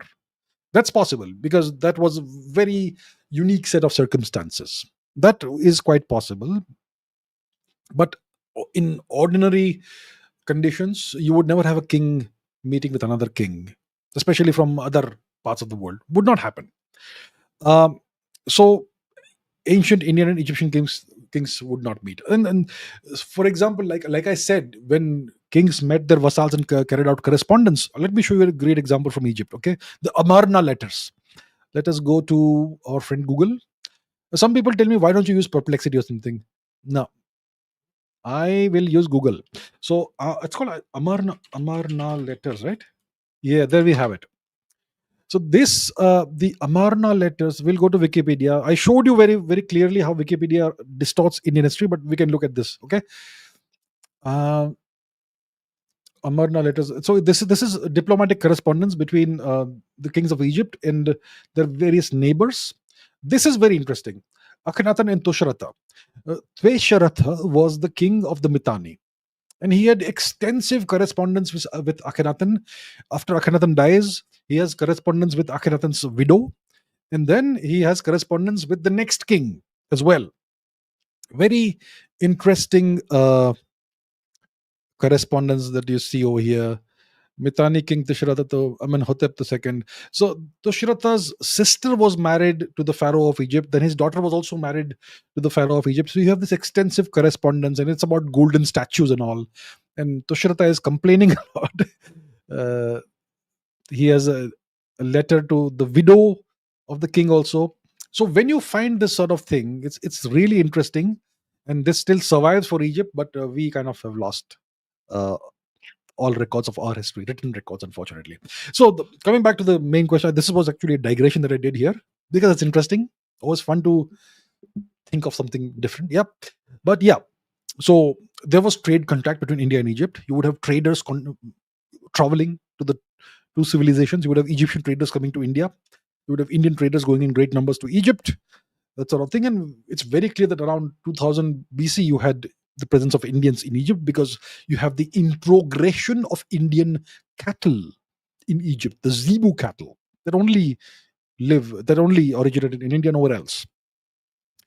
And was it indirectly through Mesopotamia? I would imagine it would have been direct contact, not through Mesopotamia, through a proxy. Why do you need a proxy? You trade with Mesopotamia, you can also trade with Egypt directly. So it would have been direct trade. Ketan Desai says, after the 7th century, when the Arabs and Turks invaded India from the northwest, many kingdoms fought them and stopped them from advancing towards India, but history books give very little information about this period. Please tell us about this era and suggest a good book related to this era. Okay, when it comes to books, I don't know of any book. Nobody in India, no historian has bothered to write a book about this era, because then the truth will come out and then Indians will stop fighting each other. You see, today, what's happened is this. Between the 7th century, when Muhammad bin Qasim tries to invade Sindh, and then about what? When does Babur and all these individuals come to India? That's many centuries later. When Babur came to India, India was still not under complete Turkic occupation. Even North India was not completely under Turkic occupation. You still had a lot of resistance. So let's quickly Google this. I forget dates. Okay, so Google it. When did Babur invade India? 1505. So 7th century. When did bin Qasim? When did bin Qasim invade India? 711 AD. 711 AD to 1505. How many? That's 800 years. 800 years, India was still largely free. Why was India still largely free? Despite all the repeated invasions and attempts to expand the Delhi Sultanate and all, because Indian kings fought. But this entire period of history is whitewashed away from Indian history textbooks. Why? Because they want Indians to keep fighting each other. Who was it that fought the invaders at the time? It was the people we call the Rajputs. They fought, they bled, they died. You have no idea how many of them died. The women had to commit horrific ends to themselves. They have to even destroy their bodies while dying. Johar, that sort of thing. Horrific period of Indian history. Incredible bravery, incredible valor, incredible sacrifices. But no historian writes about this. So that today you have all these, today, if you go to social media, you will find Indians fighting each other. It's always Marathas versus Rajputs, or somebody else versus this, or this versus that. Or that. Always, it's always someone trying to portray that me and my people were better and you people were losers, and the other guys say you were losers, and that sort of thing. The objective is to keep Indians fighting each other. Everybody contributed to fighting for India at different points in time. 711 AD is when bin Qasim tries to invade India. And then there is this repeated wave after wave of invasions, first by the Arabs, then by the Turks.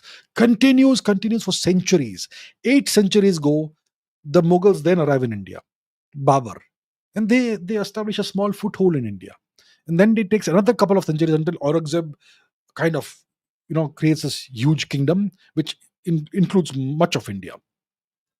8 centuries, who fought?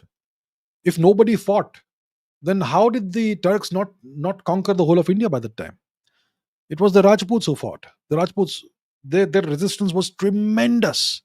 Their bravery and their sacrifice was tremendous, but history books will give you very little information about this, so that Indians can keep fighting each other.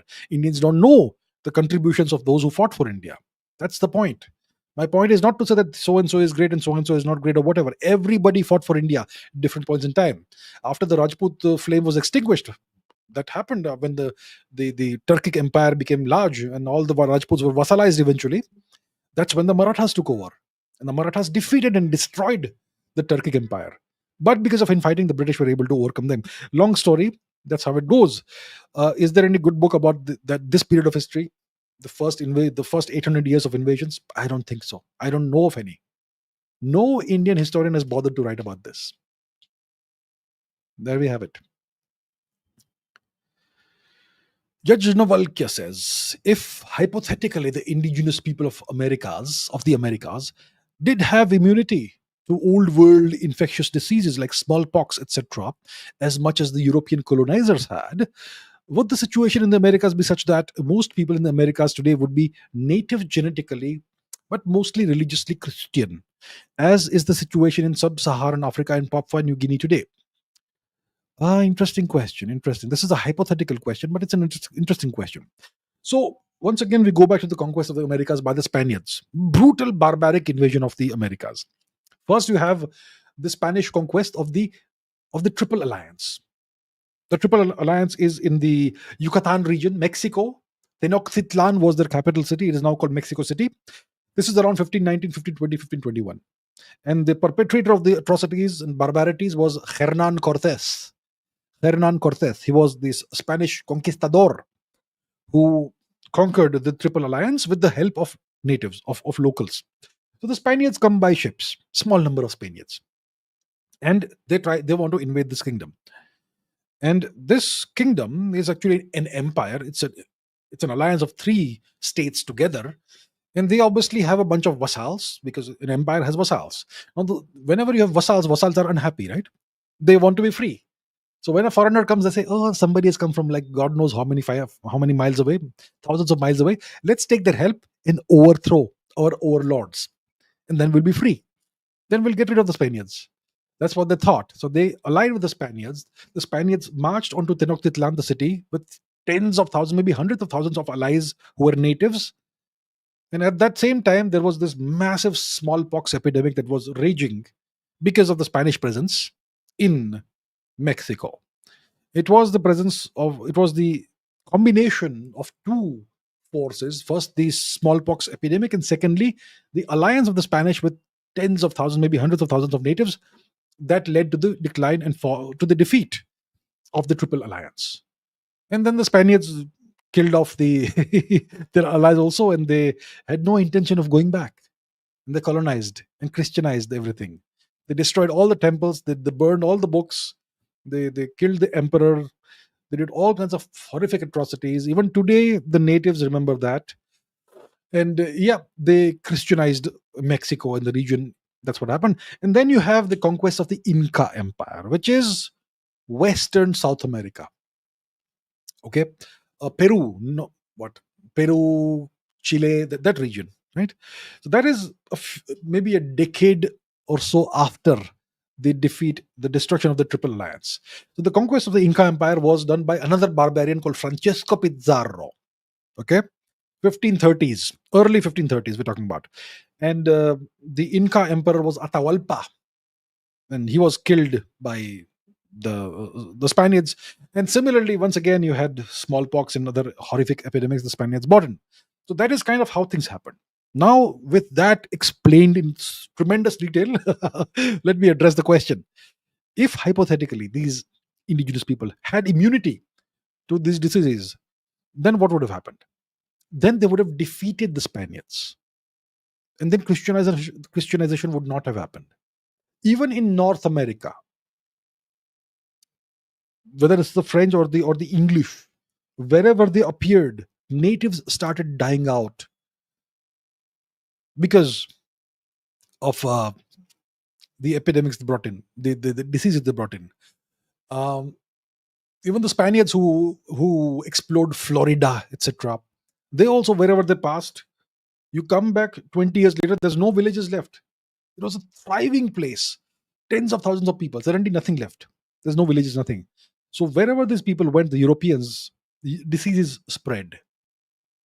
And that's how so many of the natives, they died, and the resistance was futile. They could not resist the invaders. And that's how things went. And the invaders were not content with occupying the land and oppressing and subjugating the natives. They also destroyed their culture and imposed Christianity on the natives.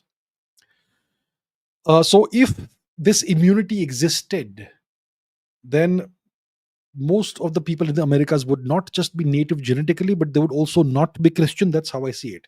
Now, comparing with Sub-Saharan Africa, Sub-Saharan Africa was decimated by two foreign religions. One was Islam, second was Christianity.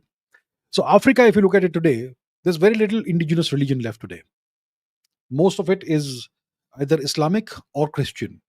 But Africa is different from the Americas because Africa was much closer in proximity geographically to Europe and to the Islamic world.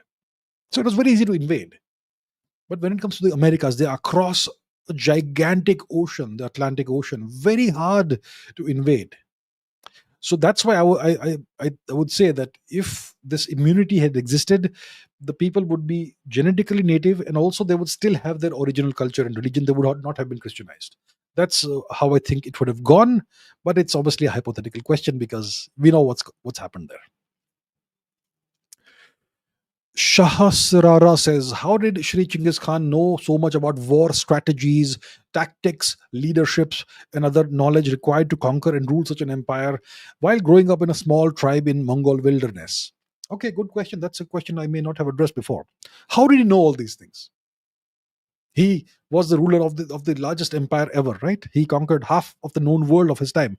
How did he know so much about war strategies, tactics, leadership, administration, communication? How did he know all these things? Okay, here's the deal. Genghis Khan was born. His name was Temujin, birth name. He was born in a small tribe called the Borjigin tribe, which is the Blue Wolves.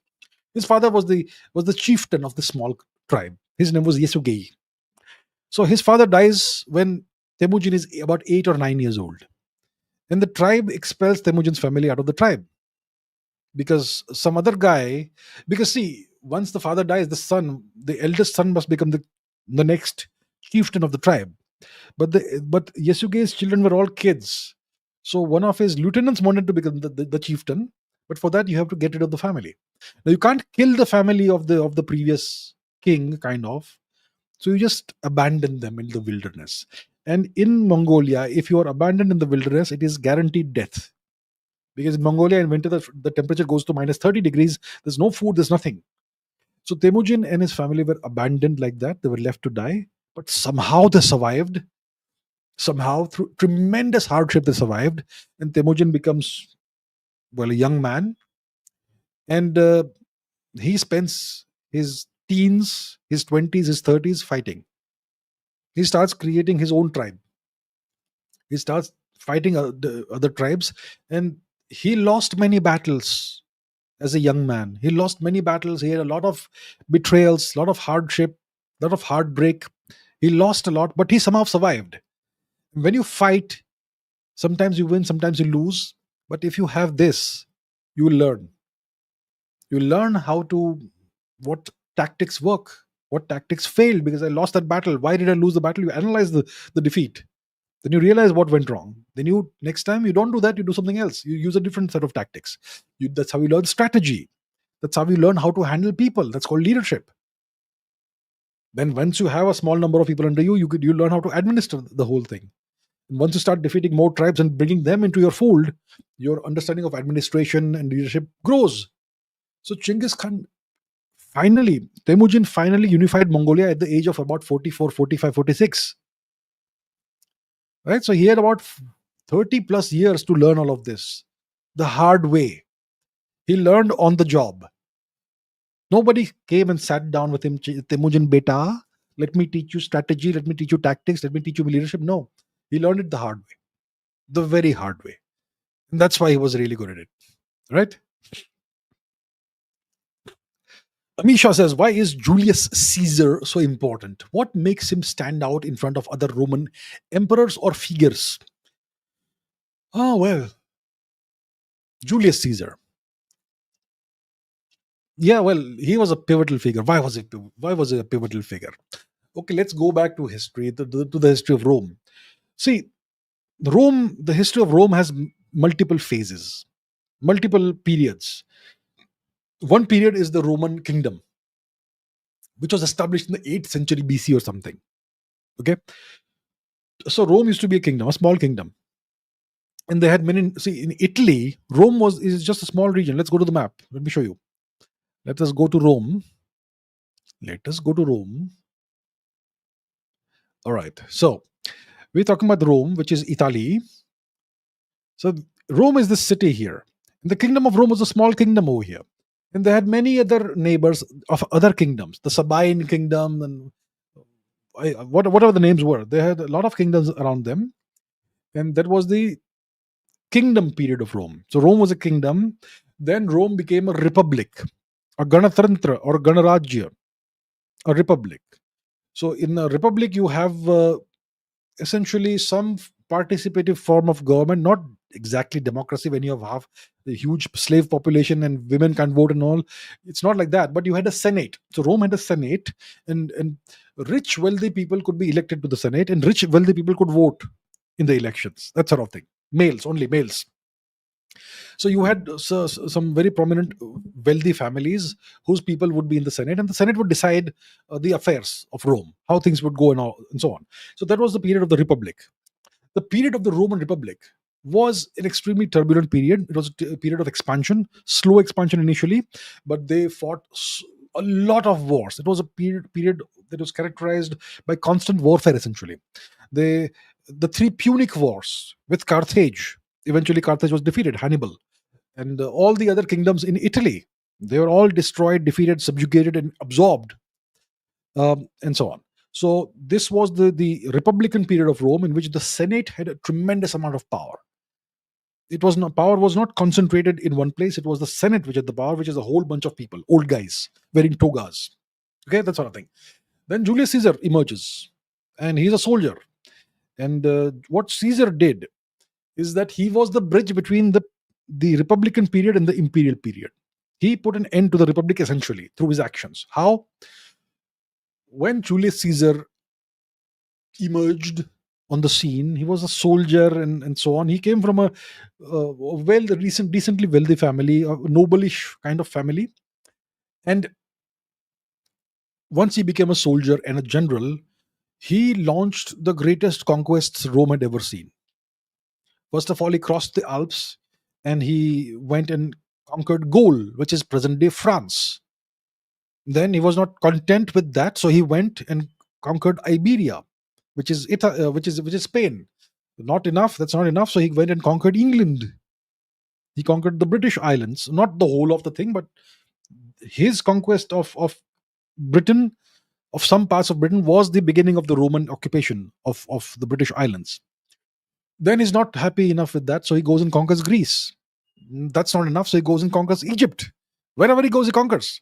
So suddenly the Roman dominion expanded from this to whoosh, huge, huge, huge, huge. And then when you conquer so much, you will not be content with being a mere senator, right?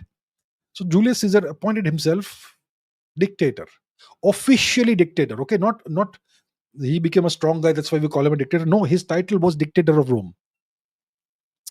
And then he had this the alliance with Cleopatra, the Greek queen of Egypt, and they had a son.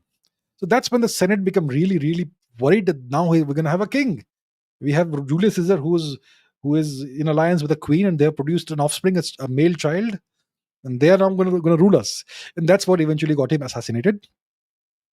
But that was the end of the Republic, because after that, two of the people who were the closest associates of Julius Caesar, Mark Antony and Octavian.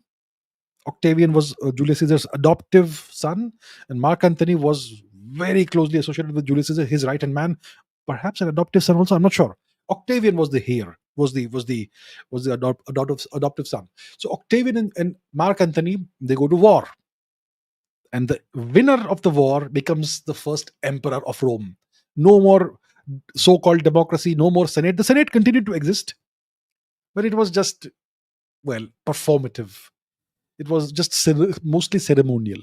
The Once Octavian became Augustus Caesar, all the power in Rome was concentrated in the hands of one person. So Julius Caesar was the transition from the Republican period to the imperial period, and he made it inevitable that Rome will have an emperor, even though he himself should have been that. But but that could not happen because he was assassinated. But his adoptive son became the first emperor, Augustus. Octavian became Augustus. So Caesar, by by the dint of his enormous conquests, made it impossible for Rome to remain a republic. He conquered more land than anybody else in the history of Rome. So essentially, so That's why Caesar is so important. That's why the people still remember Caesar. That's why we have titles like Kaiser. The Kaiser was you had emperors in Europe who were called Kaiser. It means Caesar. What does Tsar mean? The Russian word Tsar. It means Caesar. What does Kaiser e Hind mean? It means Caesar of Hind, and so on. That's why he is so important. I mean, a pivotal personality in the history of Europe and Rome. Feminist Slayer says, can you explain Cleopatra's relationships with Julius Caesar and Mark Antony, including the children from these unions, and how these alliances impacted Egyptian and Roman politics? Interesting question. Cleopatra. Cleopatra was a Greek princess. She was, she belonged to the Ptolemaic dynasty. So Egypt used to be under Persian occupation. Okay, Persia had conquered Egypt, and then Alexander comes this way and he says, let me go and conquer Egypt. But he finds that the Egyptians are welcoming him. Please, sir, please come, liberate us from the Persians. So Alexander says, okay, no fighting required. He just comes and takes over Egypt, essentially. Very little fighting required.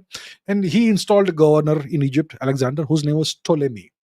After Alexander died, Ptolemy became the king of Egypt, and that was the beginning of the Ptolemaic dynasty. Ashok called him Tulamaya. There was a successor of the original Ptolemy, Tulamaya. So Ashok isn't our emperor Ashok. So you have the Ptolemaic dynasty, which is a Greek dynasty in Egypt, and Cleopatra was a child of this dynasty, and she was the queen of Egypt. But Cleopatra had political problems. In Egypt, going back to the times of the pharaohs, um, all the power was concentrated in the hands of siblings. The Egyptians used to practice sibling marriage and all, whatever. Anyway, so Cleopatra had political problems. Her two brothers and sisters also wanted power. She had two brothers and she had a sister, and they all coveted the power. They all wanted to be the sole ruler of Egypt. So she faced that problem, and her ministers and counselors, some of them, they also played this game of political intrigue. So Cleopatra wanted to consolidate her position as the only sole queen of Egypt, and there should be no political problems. There should be no challengers. So to do that, she allied herself with Julius Caesar, who had already essentially invaded and conquered Egypt. So she allied herself with him. And this union produced a child, Caesarion. Okay?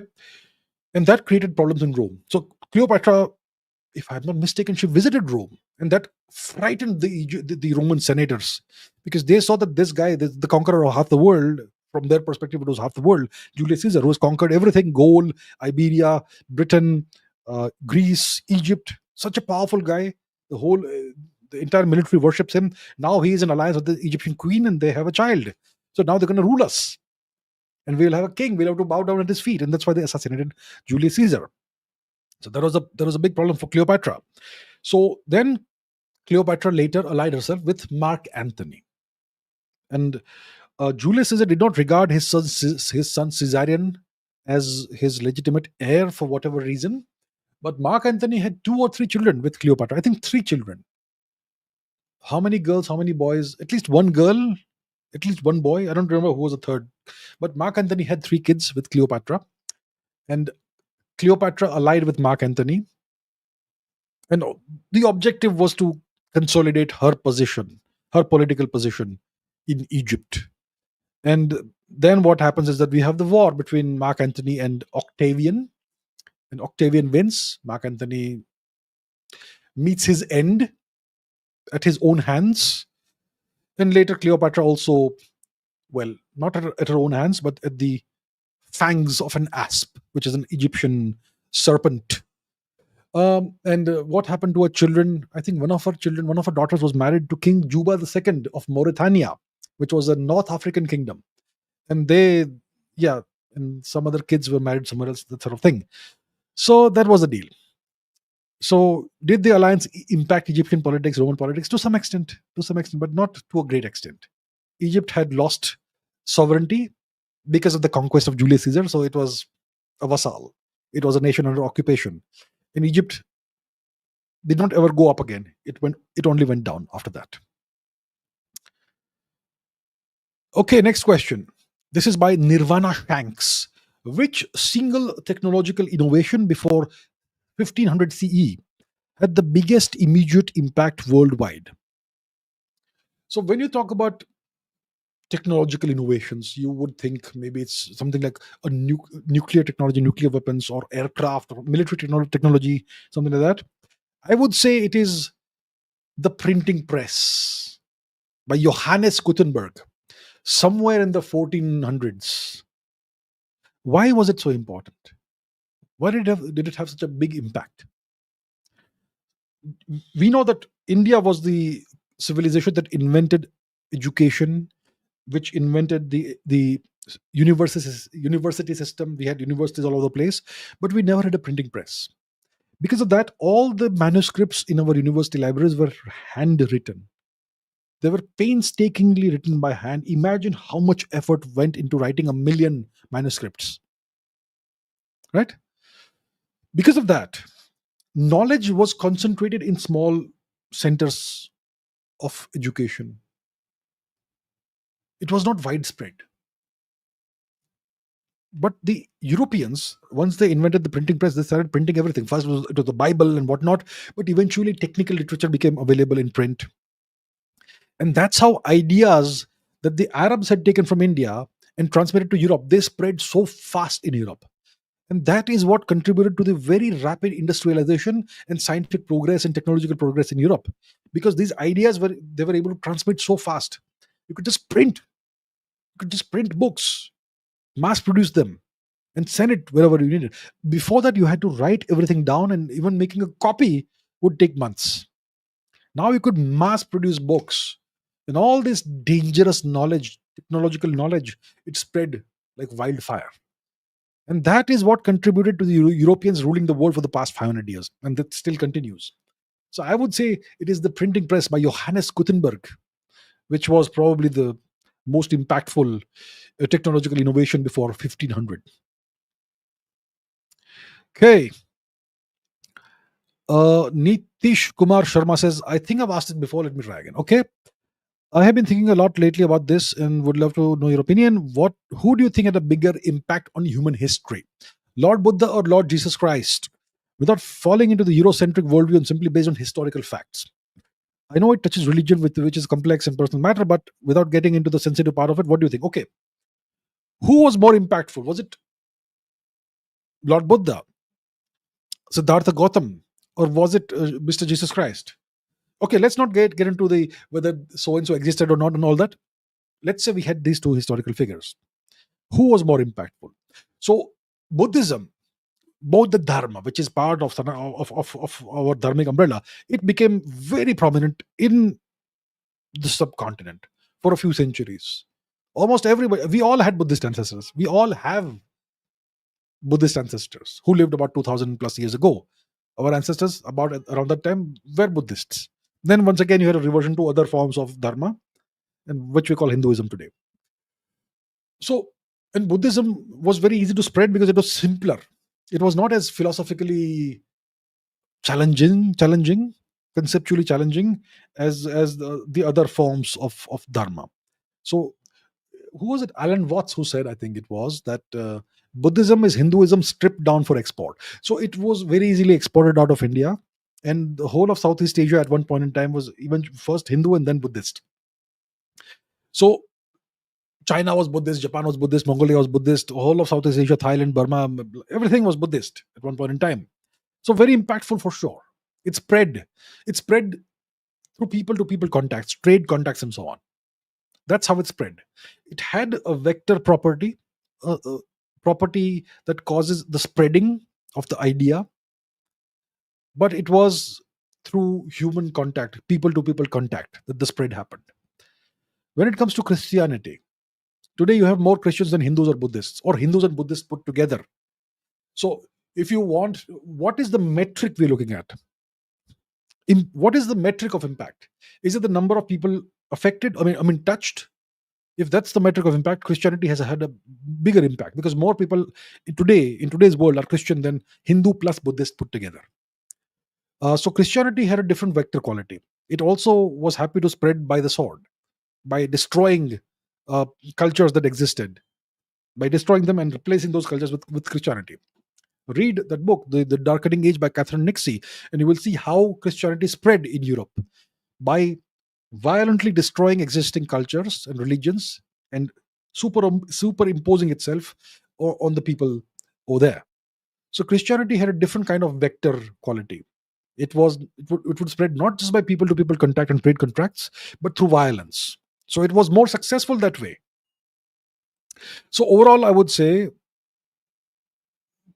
Christianity has been more impactful, which would mean that Lord Jesus Christ, Sri Jesus Christ, was more impactful. If you look at it from today's perspective, if you look at the impact today, Jesus Christ has been more impactful than Lord Buddha. We are not going into who was right, who was wrong, who was better, who was worse. Impact. How many people affected? There we have it. Okay, we have crossed 2 hours, so I will not take more questions. I will take questions from the live chat for the next 10 or so minutes. All right. Vladimir Putin says, I have read the book. It's so horrible. Yeah, well, yeah. I'm glad you have read it then. All right. Okay, let's take some questions. If you have questions that you would like to ask me right now in the live chat, do ask me now and I'll take a few questions. Okay. YouTube P says, pay. Who came up with the idea of the Crusades and how did the conflict develop up to the rise of Saladin? Also, who were the key kings of Jerusalem before Guy de Lusignan? And why did the war continue? Okay, that's a very interesting, specific set of questions. Okay. First of all, the broader question is, who came up with the idea of the Crusades? Must have been the Vatican. I don't know if any specific individual who decided, okay, we need to tell all the kings of Europe to go to Jerusalem and liberate Jerusalem. I don't know if who specifically would have come up with this, but it came from the church. The church was the driving force. So I would say it came from the Vatican. It came from Rome, but who specifically, I'm not sure. We can look it up, but yeah. So it came from the Vatican, and then the Vatican was the overlord of Europe, not just the spiritual overlord of Europe. It was the actual imperial force, the imperial power. All the kings in Europe were essentially vassals of the Vatican, of Rome, of the Roman Church. Uh, and you did not merely have crusades for the so-called Holy Land, which is the reclaiming of Jerusalem. You had the Northern Crusades, which was crusades against Europeans, which was to spread Christianity. I mean, there are still Europeans who practice indigenous culture, the indigenous religion. Polytheism, how dare they destroy them? So you had the Northern Crusades. It was King Charlemagne of the Franks, Francia, or present day France, who launched the Northern Crusades and converted a lot of Europeans to Christianity by force, through brutal methods. But that's the Northern Crusades. But you had two waves of crusades in Outremer, which is today's Israel region. One was around 1000 AD or something, around that time. Please don't ask for the dates, you can look it up. That was, I think, there was one set of crusades and around the time of Saladin and Richard the Lionheart. So it's because the Islamic world had conquered Jerusalem and what the Europeans considered to be the Holy Land, where Lord Jesus Christ was apparently born. So that's why they wanted to liberate this region, and that's why the Crusades happened. Who were the key kings of Jerusalem before Guy de Lusignan, and why did the war continue? I don't remember the names of the kings. I'll have to go back and delve into history. Don't remember. We had Reynard de Chatillon, with Guy de Lusignan, and you had various other people. I don't remember the names right now. Okay, so that's what I can tell you. All right, next.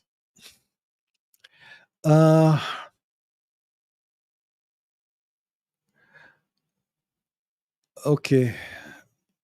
Hensi Penguin says, what's the history and significance of Burma? And what was its relation with today's civil war of Myanmar? History and significance of Burma. Well, that's a very ancient story. They've been around for hundreds, thousands of years. Brahmadesh, it used to be part of Suvarna Bhumi, essentially. Suvarna Bhumi is what used to be, what is today Thailand. But Burma was, well, history. They've had very powerful kings and empires. You have the Tongo Kingdom, with which Manipur had lots of conflicts over the years, and so on. It's a very very broad question that you're asking. History, very long history, been around for a very long time. The, and they've had very powerful kingdoms there. They came into conflict with Manipur, like I said. They had conflicts with other kingdoms also in the region. And initially they were Hindu. They became Buddhist, and today also they are Buddhist. And then Burma came under British occupation around the same time that Manipur saw its sovereignty being eroded by the British. And then Burma became part of British India. In 1935, the Burmese voted to stay with India, but the British forcibly separated Burma from India, despite the vote for remaining with India, remaining unified with India. And after the British left, they left behind a military government, and it was kind of isolated.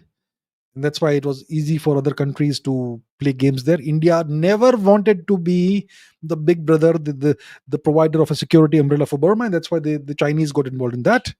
And today, the civil war that's happening there is kind of a proxy war between the US and China. In Burma, in the northeast part of Burma, you have tremendous deposits of rare earths on the border with Yunnan, Chinese occupied Yunnan. And the Chinese, they seek that. They take that. They buy it from the Burmese. And the Americans want that. They want those rare earths. And that's kind of the deal. Right. Okay, what else do we have?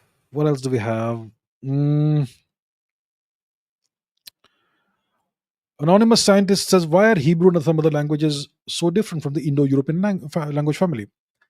Probably because the history is different. Because, see, the Indo-European language family, it originated in one place, somewhere, most likely India. The Europeans will hate this when I say it, but yeah, Hebrew is not Indo-European. Burner, I saw you. Hebrew is not Indo-European. It's a Semitic language. It belongs to the Semitic language family. And when you have different language families, it means that their ancestors evolved separately from the other language families. So in the old days, 20, 30,000 years before today, the world's population was very sparse, human beings, very sparse. Some people, there was no communication. There was no trains or aircraft. So people, if they lived in one part of the world, they would live there for 10, 20, 30,000 years in isolation from everybody else. So that's how language families developed. And that's why Hebrew is different, because it's part of the Semitic language family. Ptolemy says Pali is just one of the Prakrits. Oh, yeah, it is one of the Apabhransha languages, which is the Prakrits, Pali. That is correct.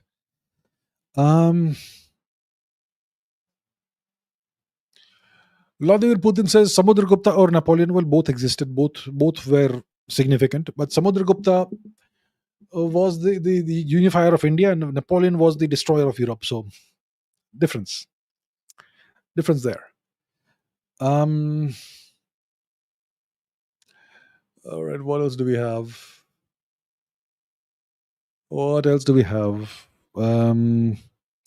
I spoke about Rajputs, struggles of Rajputs. It will take hours. So yeah, I have this question by Ayush Singh. Tell us about the struggles of Rajputs. That's a very, very long history and story and full of tragedy. I can't explain in the next 2-3 minutes. It's a very big topic, but good question. Okay, I'll take it up hopefully some other time. Hensi Penguin says, Hensi Penguin a lot. Is the influence of the Kushan Empire in today's India far greater than the influence of Roman Empire in today's Europe? I would say Rome in today's Europe. India, whether it is the Kushan Empire or the Gupta Empire, the influence is very less in India today because we have been completely westernized. Our entire system is Western. It's a colonial system. The influence of whether it's the Kushan Empire or the Maratha Empire or the Chola Empire or the Gupta Empire is minimal today. Minimal.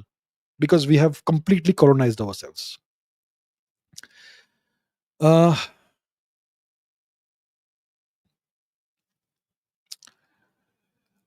Itachi Space, if I knew the answer to this question, who are the real power holders behind the curtains? Could highlight their characteristics. So these things are supposed to remain secret, right? I don't know, really.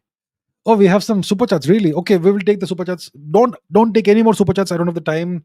Rahul says, do you think the American experiment is failing? Would you agree that such an artificially created entity that makes no attempt to create a civilization connect in its population can ever succeed?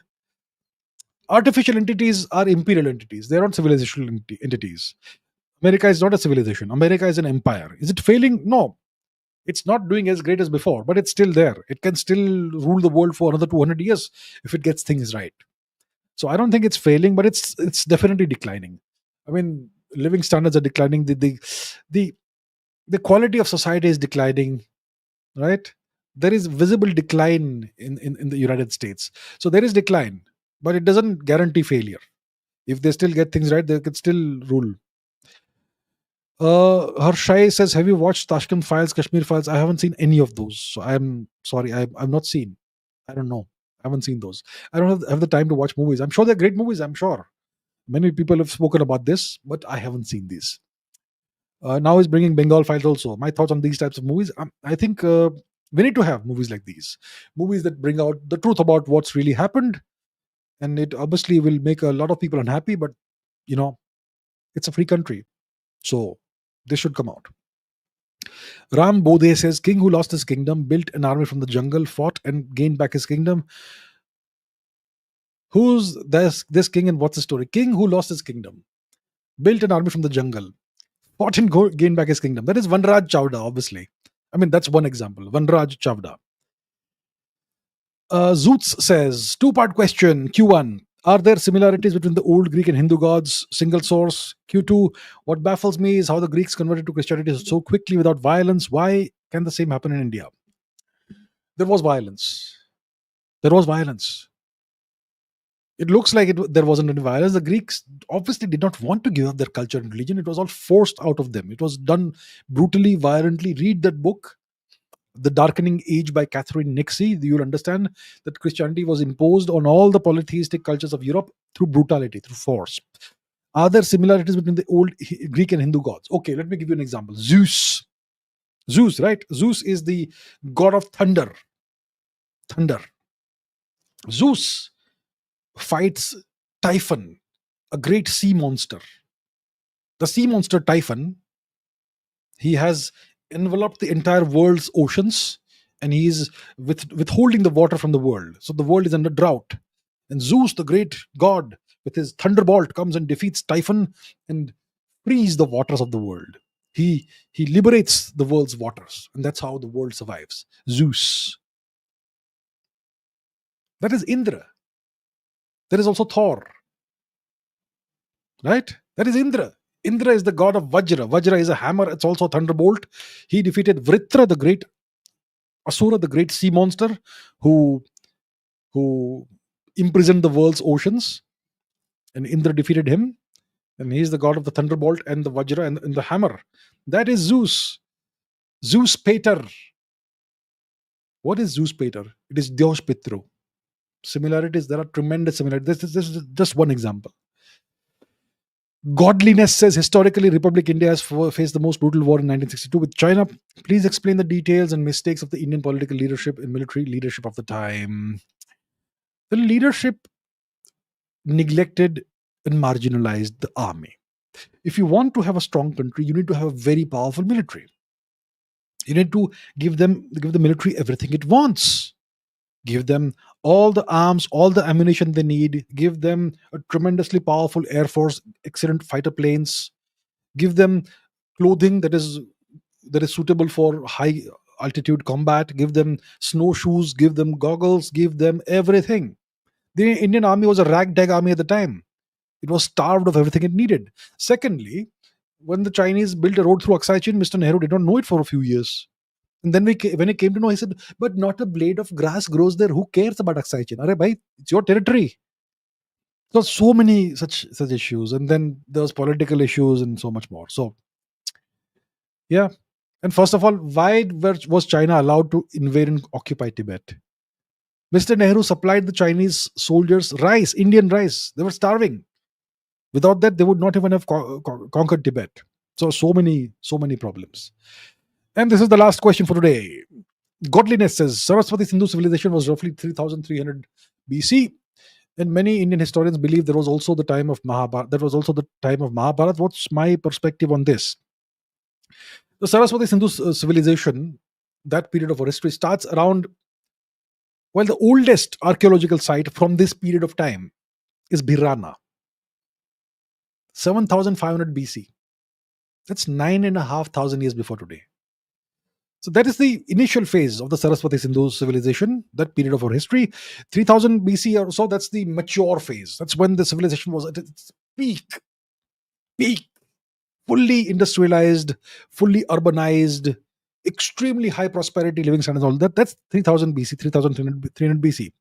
But the beginnings are, an example of the beginnings is Birana. That is 7500 BC, when it was very rural sort of thing.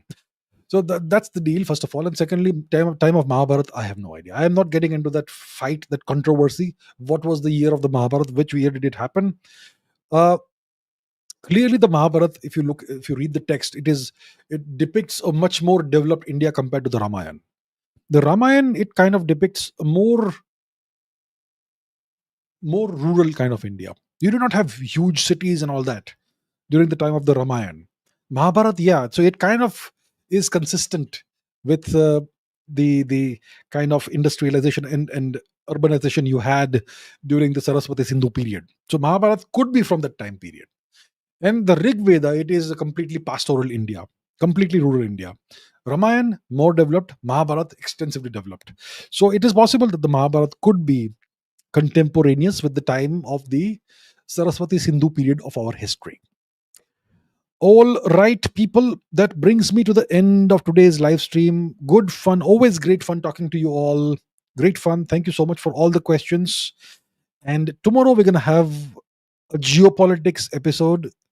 So I look forward to seeing you all there. In case you're interested in geopolitics, thank you so much. Take care, keep asking questions, keep learning, keep raising your standards, and I will see you tomorrow. Good night. Bye bye.